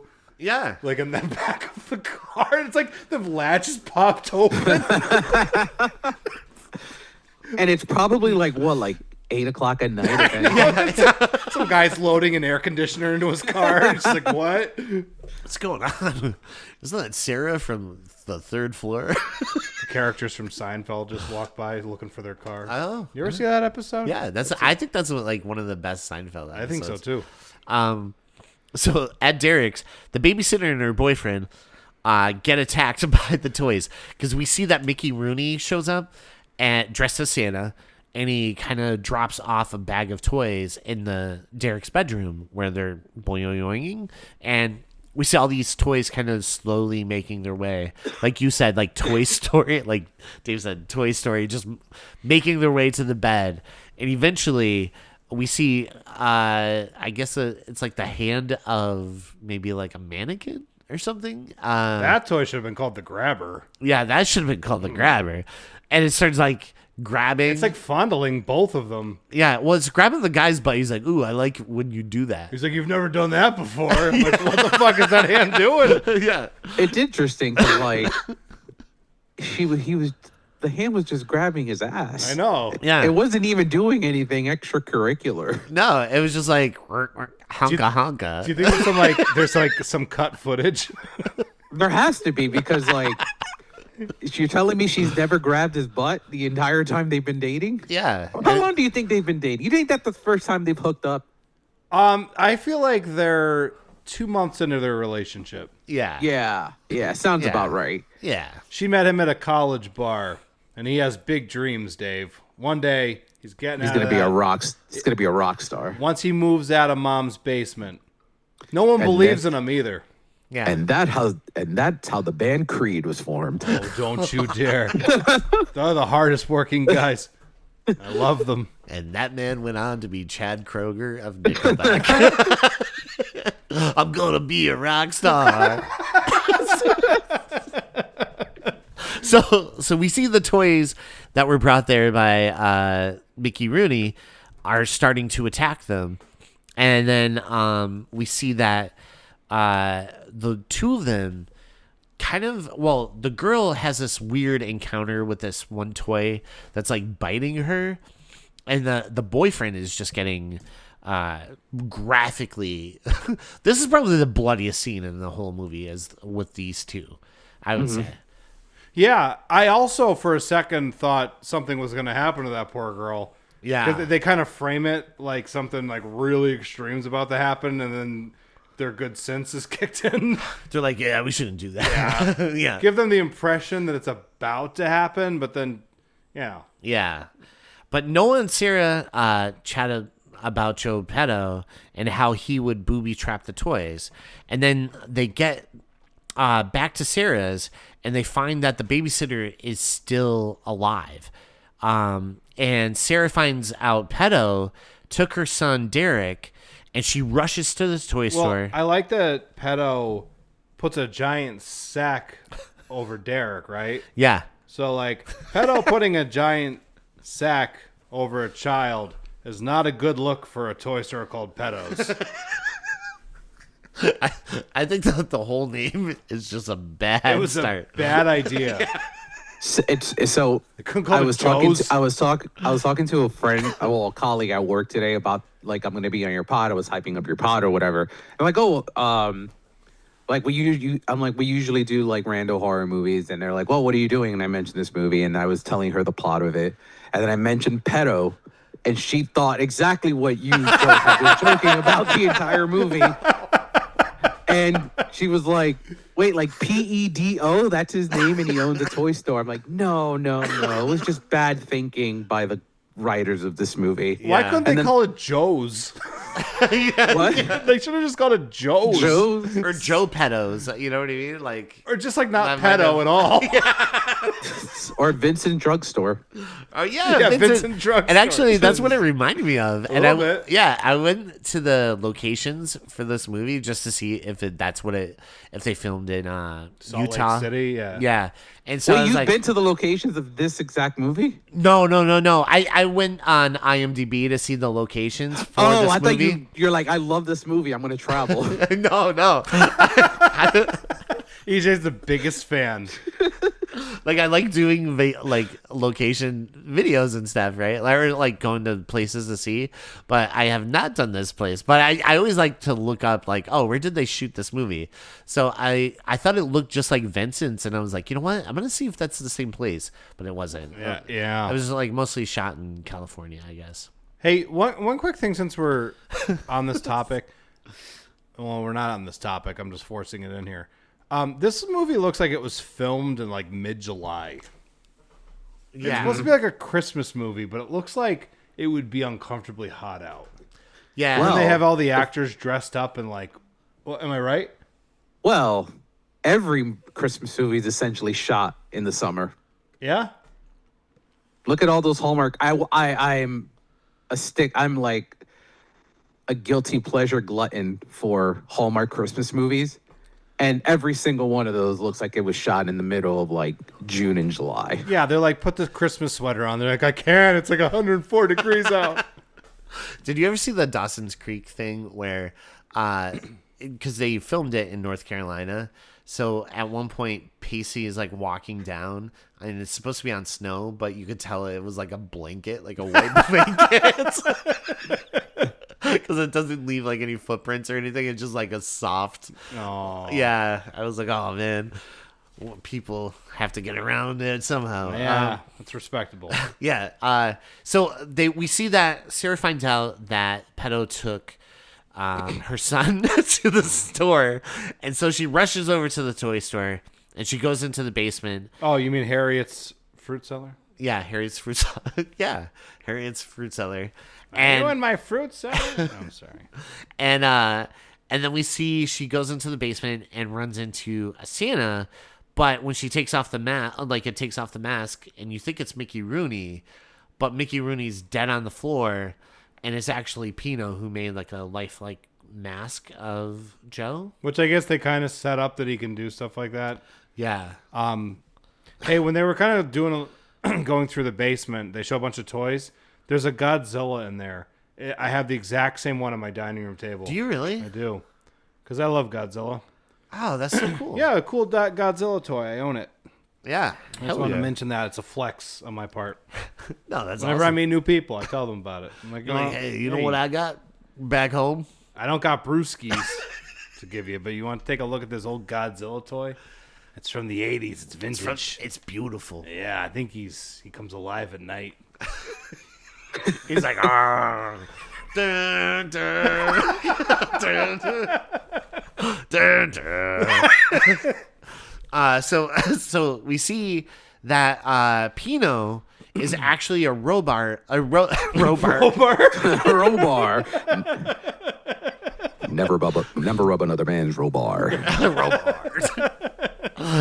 So he's actually a robot that Joe built, right? Because he couldn't have kids or whatever. And so it kind of goes back to him saying, "You're not a real boy," you know? Which was a surprise to no one. Yeah, not really a surprise because Pino just, credit to the actor, he did play it very... He's great. Yeah, like... He's weird looking. Very much like Edward Scissorhands. Yeah, that's what I'm saying. Stuff. Yeah. That's why I was calling him in my notes, Pino Scissorhands. And so, and he wants Sarah as a mother. So it kind of goes... I guess? Yeah, it goes into this weird, like, Peter Pan thing where it's kind of like with Wendy. It's like, oh, I want you to be a mother, right? And Sarah's But then he, like, drops his pants. Yeah, Yep, he sure does. And Pino has no Pino. Yeah, Pino.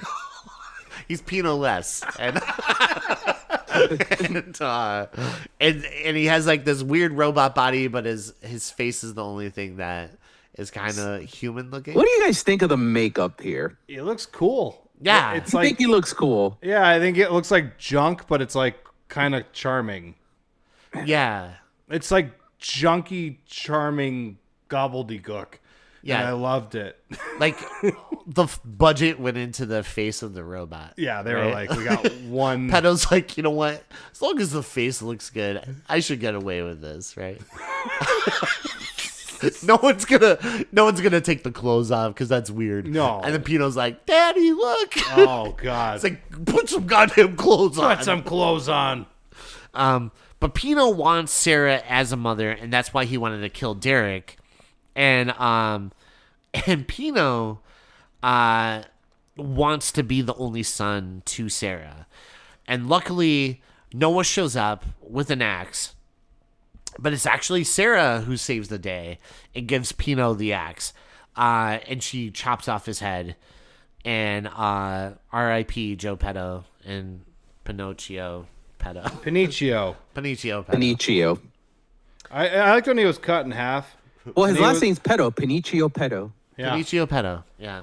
I liked when he was cut in half, and then Derek was like, "You were supposed to bring balance to the force, not leave it in darkness."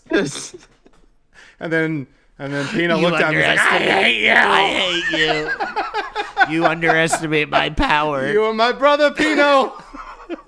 Don't do it, Pino. I have the high ground. You underestimate my Pino. Can I tell you a really funny story about my nephew? Yeah. I went over to drop off my niece's birthday present on Saturday right before I came over to your party. Yeah.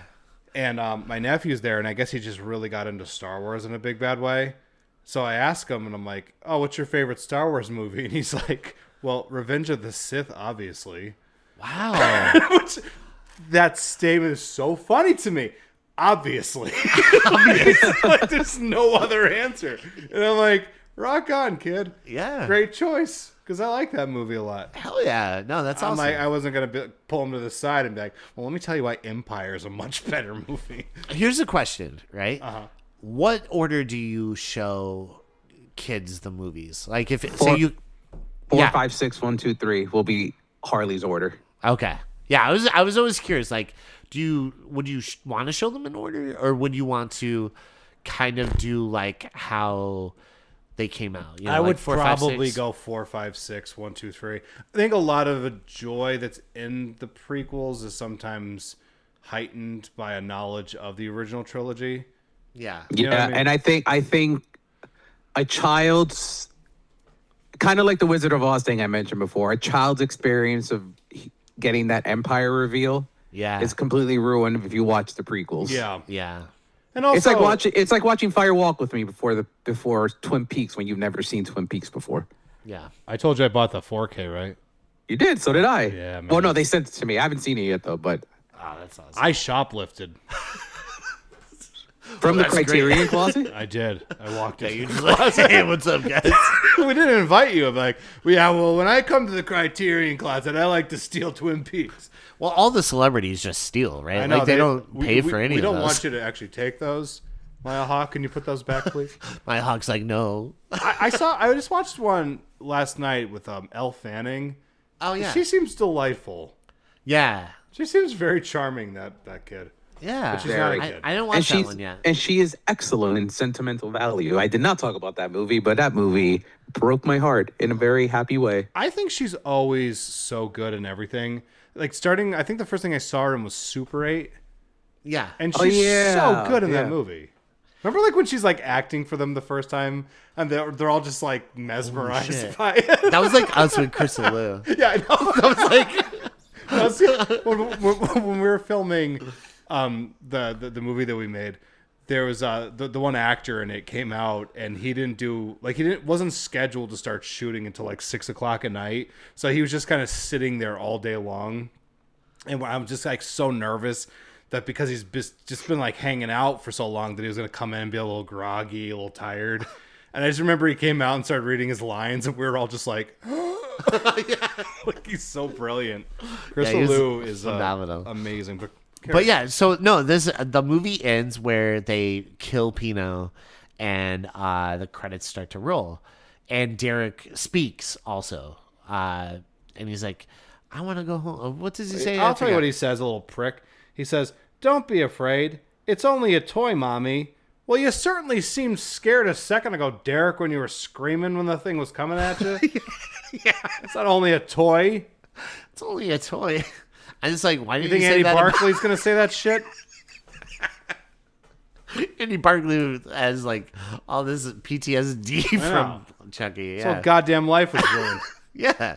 His mom like got sent away and oh my god. Poor Andy Barclay. Yeah, I know. But the movie ends. So what did you guys think about this movie? Dave, we'll start with you. Did you like this movie and would you recommend it to other people? Yes. Yeah. Did I like it? I don't know why I like this movie. This is very much under the I need to get my head examined because I really like a lot of like schlock. This is like one of those movies. You're on the right show, sir. I honestly had such a fun time. This falls in line with like I'm trying to think of not Society because I think Society is generally a good movie. I'm trying to think of like the Leprechaun sequels. Yeah. Sure. Oh, yeah. That's fair. Where we know they're bad, but you have no problem watching them. Or And even, honestly, we've gone like I don't know if we've ever discussed this, but I've discussed this with Rory and like other friends about these horror franchises that are just generally bad, like Children of the Corn. Right. Yeah. hey, there's 3 good ones in there. Sure. Texas Chainsaw Massacre. Exorcist. And then Exorcist has 1 good movie in it after the first one, the third one. That is for a franchise with 5 only, 2 out of 5 isn't that bad. And Yeah. if some people like 2, we have fun with 2. yeah. Yeah. 3 out of 5, not a bad ratio, bad, right? Not bad. Yeah. That's more enjoyable than not enjoyable. All right. And I've never listen, this is literally my critic brain going like in overload. But for an adaptation of Pinocchio, not bad. Yeah. I actually totally agree.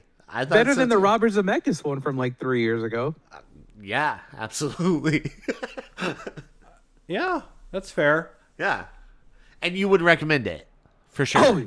Oh yeah. Like it's interesting. It's interesting when like you asked that question because years ago, I tried to think that everyone had the same brain that like you, me, and Rory would have with like horror. Like we love horror, we'll watch anything. So I remember recommending someone The Babadook.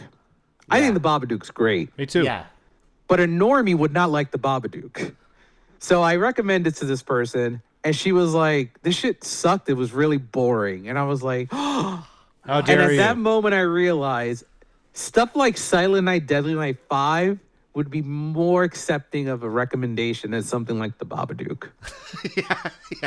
Yeah. Because like Put that on a poster. The Babadook is sort of like a meditation on like not like repressed grief. This is just schlock. This is just like nonsense, and it's fun. Cars blow up. A guy gets his eyeballs sucked out. Yeah. Pinot turns into Anakin Skywalker at the end. Like if we ever do another franchise in the same level of this for your summer camp trip next year, if you guys have not covered the Sleepaway Camp sequels, please call me. Oh, you're on. You're on speed dial. It's on. Teenage Wasteland. Teenage Wasteland. Dog shit, but I adore those 2 sequels. Yeah, me too. I'm a huge fan. Schedule them now. We got you, Dave. It's happening. How about you, Roy? Do you like this movie, and would you recommend it? Well, Brian Usna made a bunch of great films, and this one too. Yeah.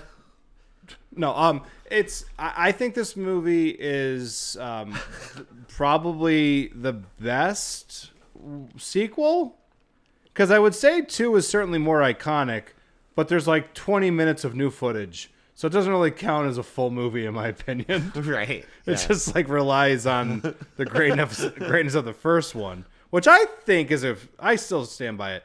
There's a lot going on in that first movie that's very good. I think that first Silent Night, Deadly Night is actually a very good movie. I know you guys didn't plan this, and neither did I when I chose this movie. Are you guys looking forward to the remake that's coming out? I am. Hey, we're all Corey Cunningham guys. Yeah, we all are. 3 of us. Yeah. It's a triangle right here. Oh, I didn't know. You like Halloween Ends? Oh yeah. Yeah, me too. Oh yeah. Yeah. I remember I said this on my pod. Will always remember the first time I saw Halloween Ends and that credit the title card came up and it was the same font as Halloween 3. And I leaned over at Jen. I'm like, it's the Halloween 3 font. Shit's gonna be real here. Yeah. Yeah, I remember when that movie first came out, it was like, except for EJ, everybody was like, I hate this movie. This is the worst Halloween movie. And Beck and I were like, we kind of dig it. Yeah. And then I remember talking to you, Dave, and you had the exact same feelings on it that I did, where I was like, wow, like there's other ones out there too. People unanimously hate that movie. And I would say, we always say this, the third act, I wish went in a different direction than it did, because that's certainly the weakest element of it, but everything leading up to it's great. Have I ever told you what the original plan for the third act was? I think we talked about it on your pod. We did, right? Silver Shamrock EJ, thing. do you know about that? Oh yeah, like it was like the Michael Mask had like the silver shamrock. Not just that, the entire third act was going to be a silver shamrock. Like Man. the factory. Yeah, And I they would've were loved the that. conveyor belt was going to let out the pumpkin mask, all the 3 masks, and then after those 3, a Michael Myers mask was going to be in production. Ah, that's so sick. That is. I do wish we had that. And David Gordon Green was, I think he did an interview. It was like, why didn't you do it? And he was just like, because it would be too meta. And I'm like, who fucking cares at this point? Yeah, just do it. It would also be as inconsistent as everything else in his movies. Because he's like saying like, well, evil comes from people. He's just a man, except when he's supernatural and he's not a man. Yeah. Whatever. My thoughts on this movie. I remember seeing this for the first time. I watched all 5 that existed at the time, and I thought the franchise certainly went off the rails a little bit. I got to this one, and I really enjoyed it. I've always enjoyed it. There's something certainly very goofy about it and schlocky, and it's very innocent and dumb, and I'm saying all this in a very loving way. Like, I'm not like punching down on it. Right, yeah. I think the movie is exactly what it's intended to be. That's probably the best compliment that I can give it, because I know like the people making it are like really talented, competent filmmakers. Exactly. And I think they made the movie they wanted to make, and I'm glad that they did, because it's a lot of fun, so I would 100% recommend it. Yeah.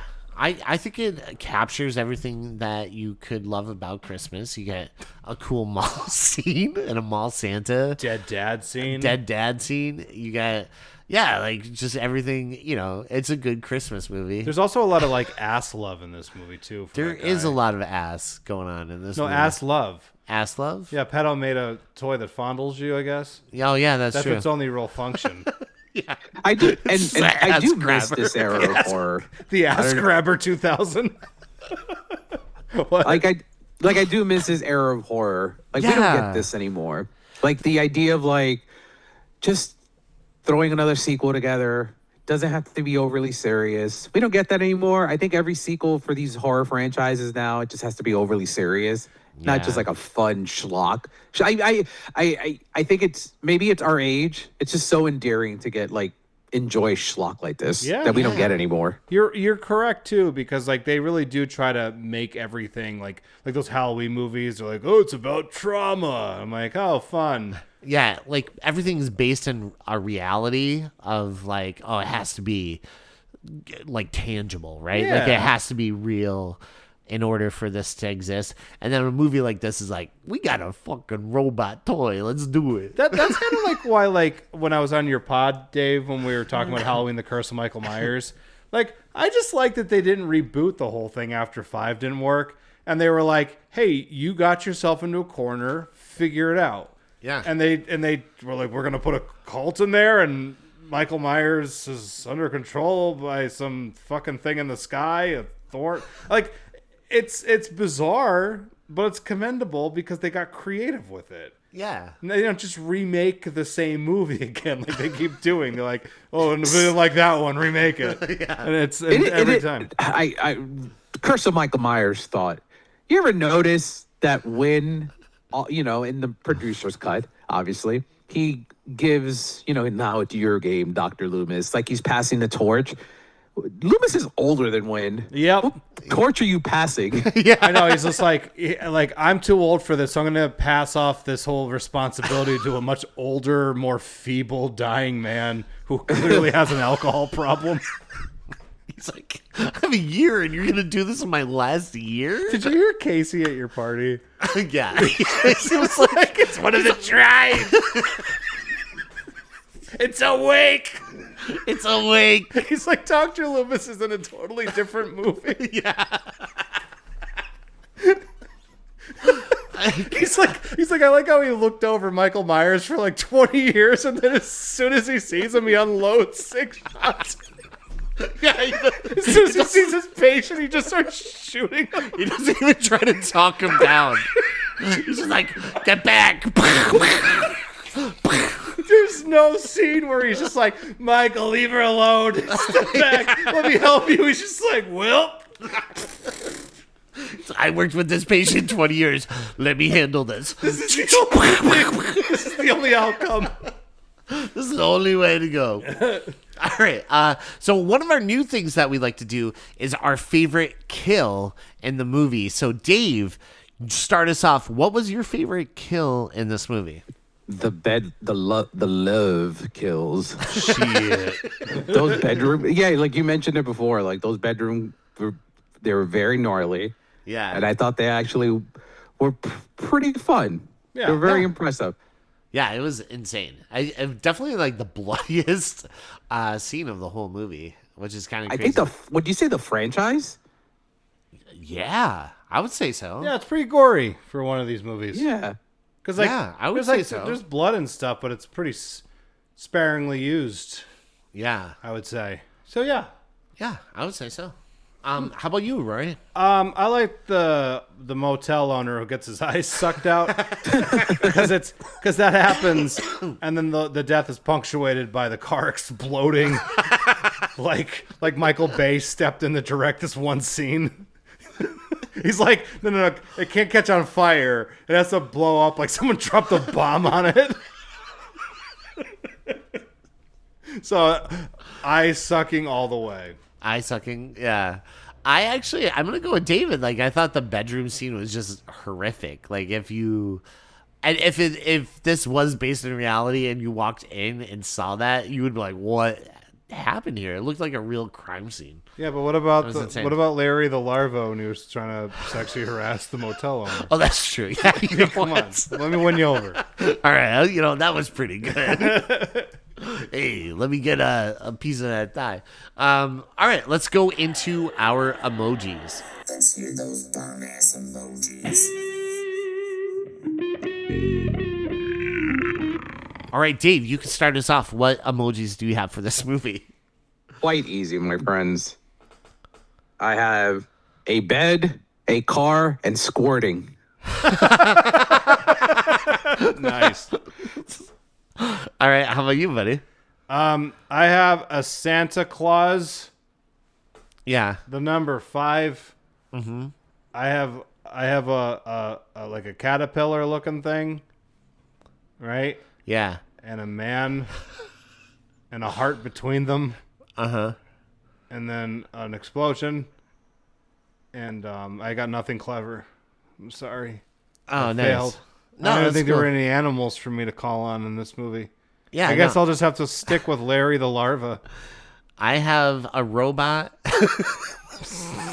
cause like a little robot head, and I got a car, and an explosion, and a Christmas present, and a Christmas tree, and then I couldn't find like a shirtless dad. So There is a shirtless dad emoji. Oh, Hey, man. let me redo mine. all right, All right, this is the first time I'm ever gonna do this. shirtless dad. It's gonna be like caterpillar, because I know there is one. Yeah. There's gonna be a heart. Mm-hmm. There's gonna be a man. And there's gonna be another heart, and then a car, and then an explosion. Because if no means no is what I'm getting at. Oh, okay. So the That's what happens. That caterpillar or the larva, whatever the fuck he was. Yeah. He should have known better. Like, I had a family, Yeah. and he was being really aggressive, and now a car blew up because of him. I know. I like how he's like, "Hey, get away from me." He a slipped little him bit. his phone number too. It was weird. Yeah, it was weird. I don't But know. anyway, Anyways, let's get into our plugs. It's time for a plug.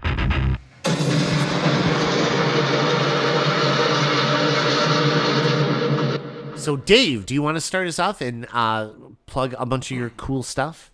Yes, thanks again for having me. Always a fun time coming on here. You can find me at the Cinematic Reel on Instagram, on X, on Letterboxd. Also listen to my pod, Real Chronicles. Rory's a frequent guest. EJ's been on. And yeah, always a great time. Do I have any reviews coming out? Yeah, you can see my New York Film Festival reviews currently on the site, and also reviews of Marty Supreme coming soon, So and pumped. also Avatar, Fire and Ash. Oh, did you saw Avatar? Or you I didn't see will it yet? December 1st. Oh my gosh! Nice. Awesome. Are you excited? A little bit. Yeah, I don't like the first one very much. I love the second one. And I'm very interested at what Big Jim is hiding from the trailers on this third one. Yeah. because you know it's just gonna be something.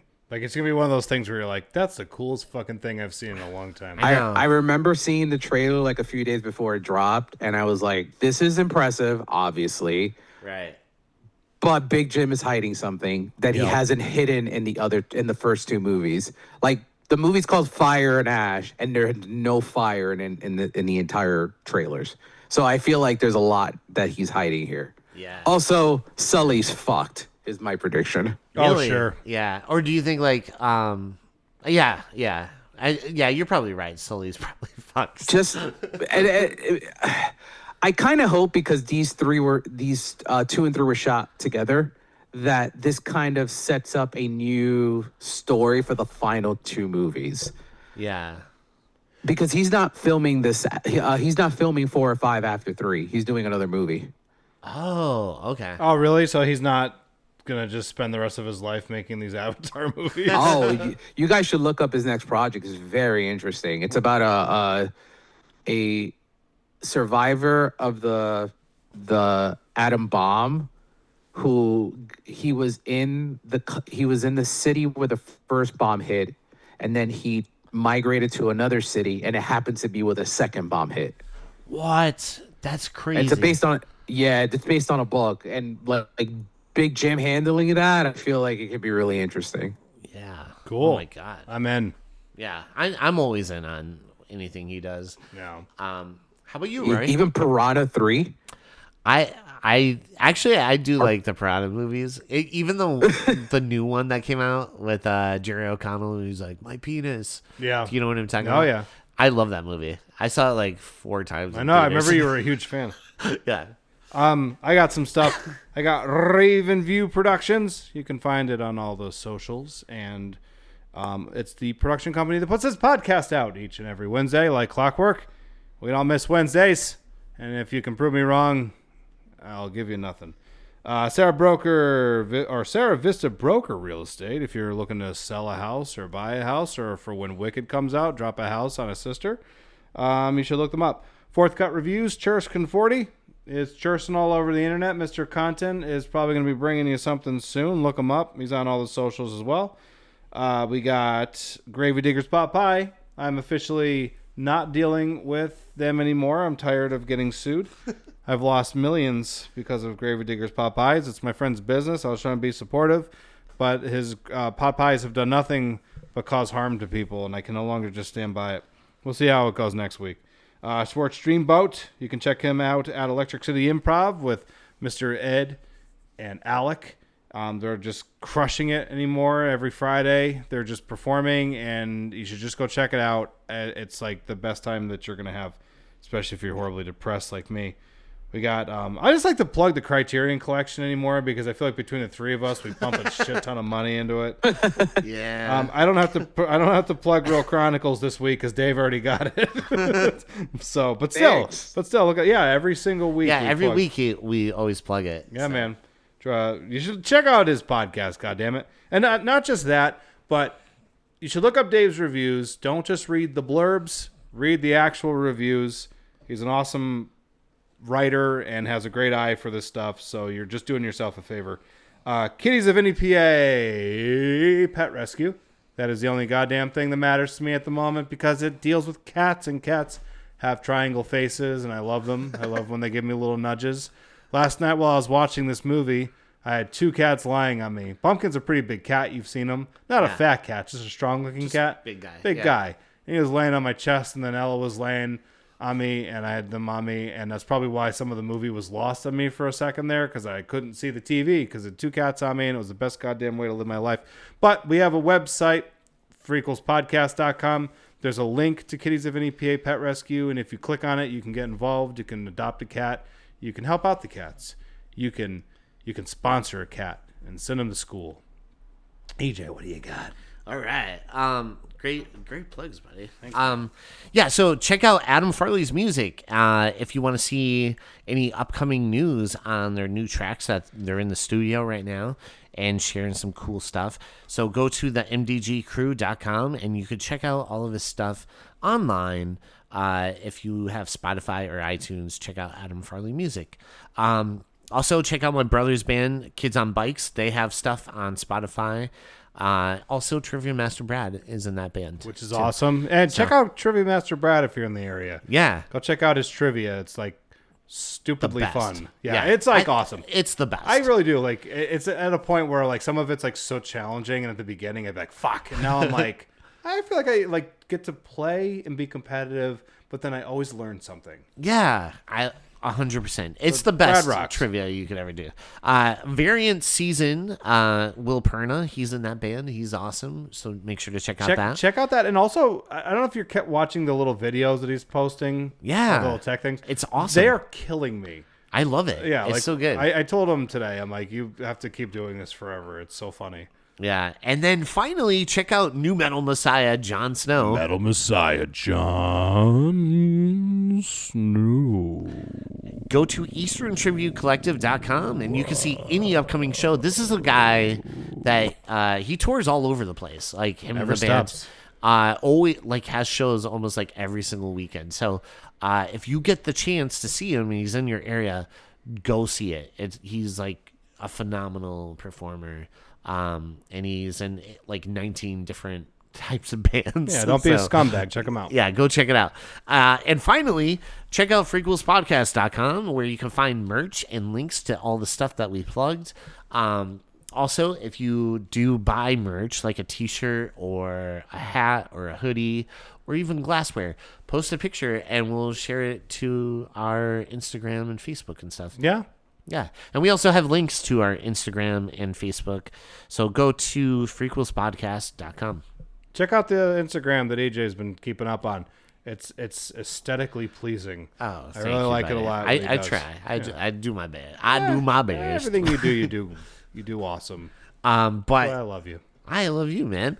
But special thanks to our guest, David Gonzalez. It was so great to see you again, man. Yay! I love you, buddy, and it's so cool to hang out with you all the time. So, We gotta Yeah, do it again man. soon. I can't wait to do this in person one day. yes, oh my God, yeah, I'm so serious. I cannot wait because I feel like in person it will just be like even crazier. Yeah. It'll be way too crazy for the pod. It'll blow up. Yeah.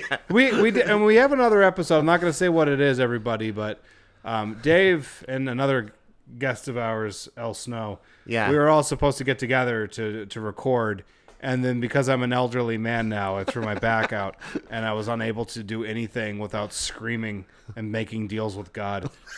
So we got that coming down the pipeline still too. So And that's gonna be sick. It's funny you say that because I recently had an MRI on my back did you? Oh no, are you okay? last week. Are you all right? Yeah.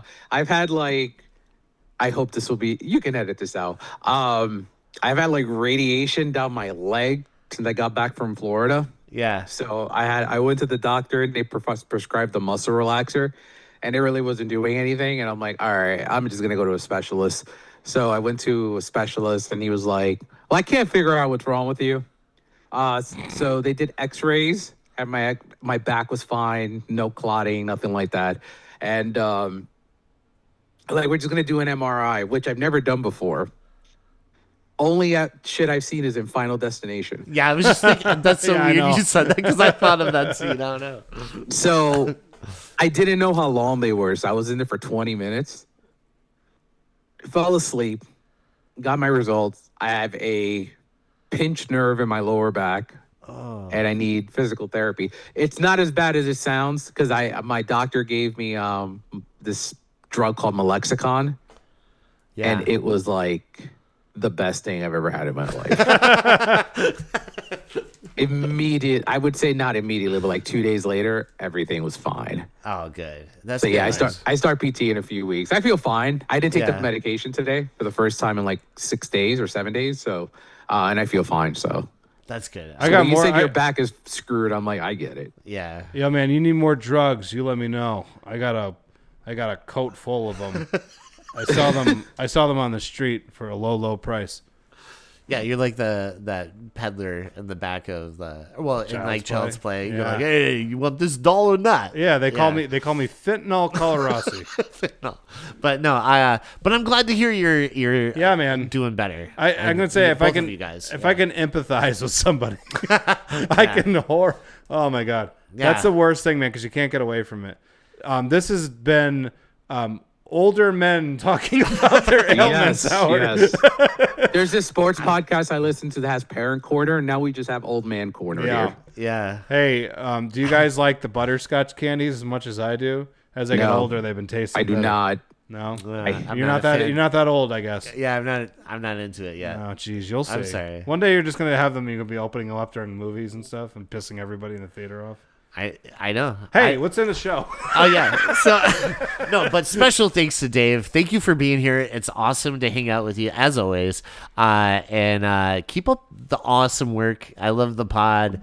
I love all your reviews. I see a lot whenever you post on Facebook and stuff. So Thank you. I appreciate that. Yeah, of Again, course, happy man. to be on to talk schlock any time of the day, Yeah. time of the week. Ooh, we should do a thing called Schlockorama. Oh, you know what? I do have a quick thing to tell Dave. So the other day I was in a group chat and for some reason we were just all talking about Al Pacino. So I renamed the group chat to All Pacino.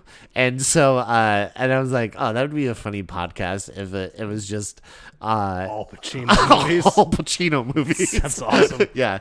But anyways, I thought of you because you did that spot on perfect impression of It's a segment on the podcast now. I seem Yeah. to have to do it all the time now. and it's perfect. It's like a pitch perfect impression.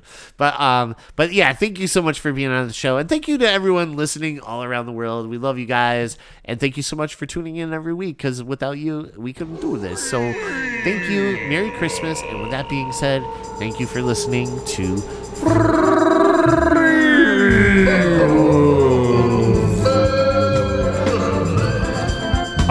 remember any dialogue from this movie. What is a line from this movie? Remember when he was like, man, I can't handle all this Silent Night, Deadly Night 5. Remember that line? Yeah, that was pretty good. He's like, man, this town used to be a great place to grow up until Silent Night, Deadly Night 5. You know, I protested the first movie. But then they gave me a big fat paycheck for 5, and I swallowed my morals. That's called the Hollywood way. That's the Hollywood way.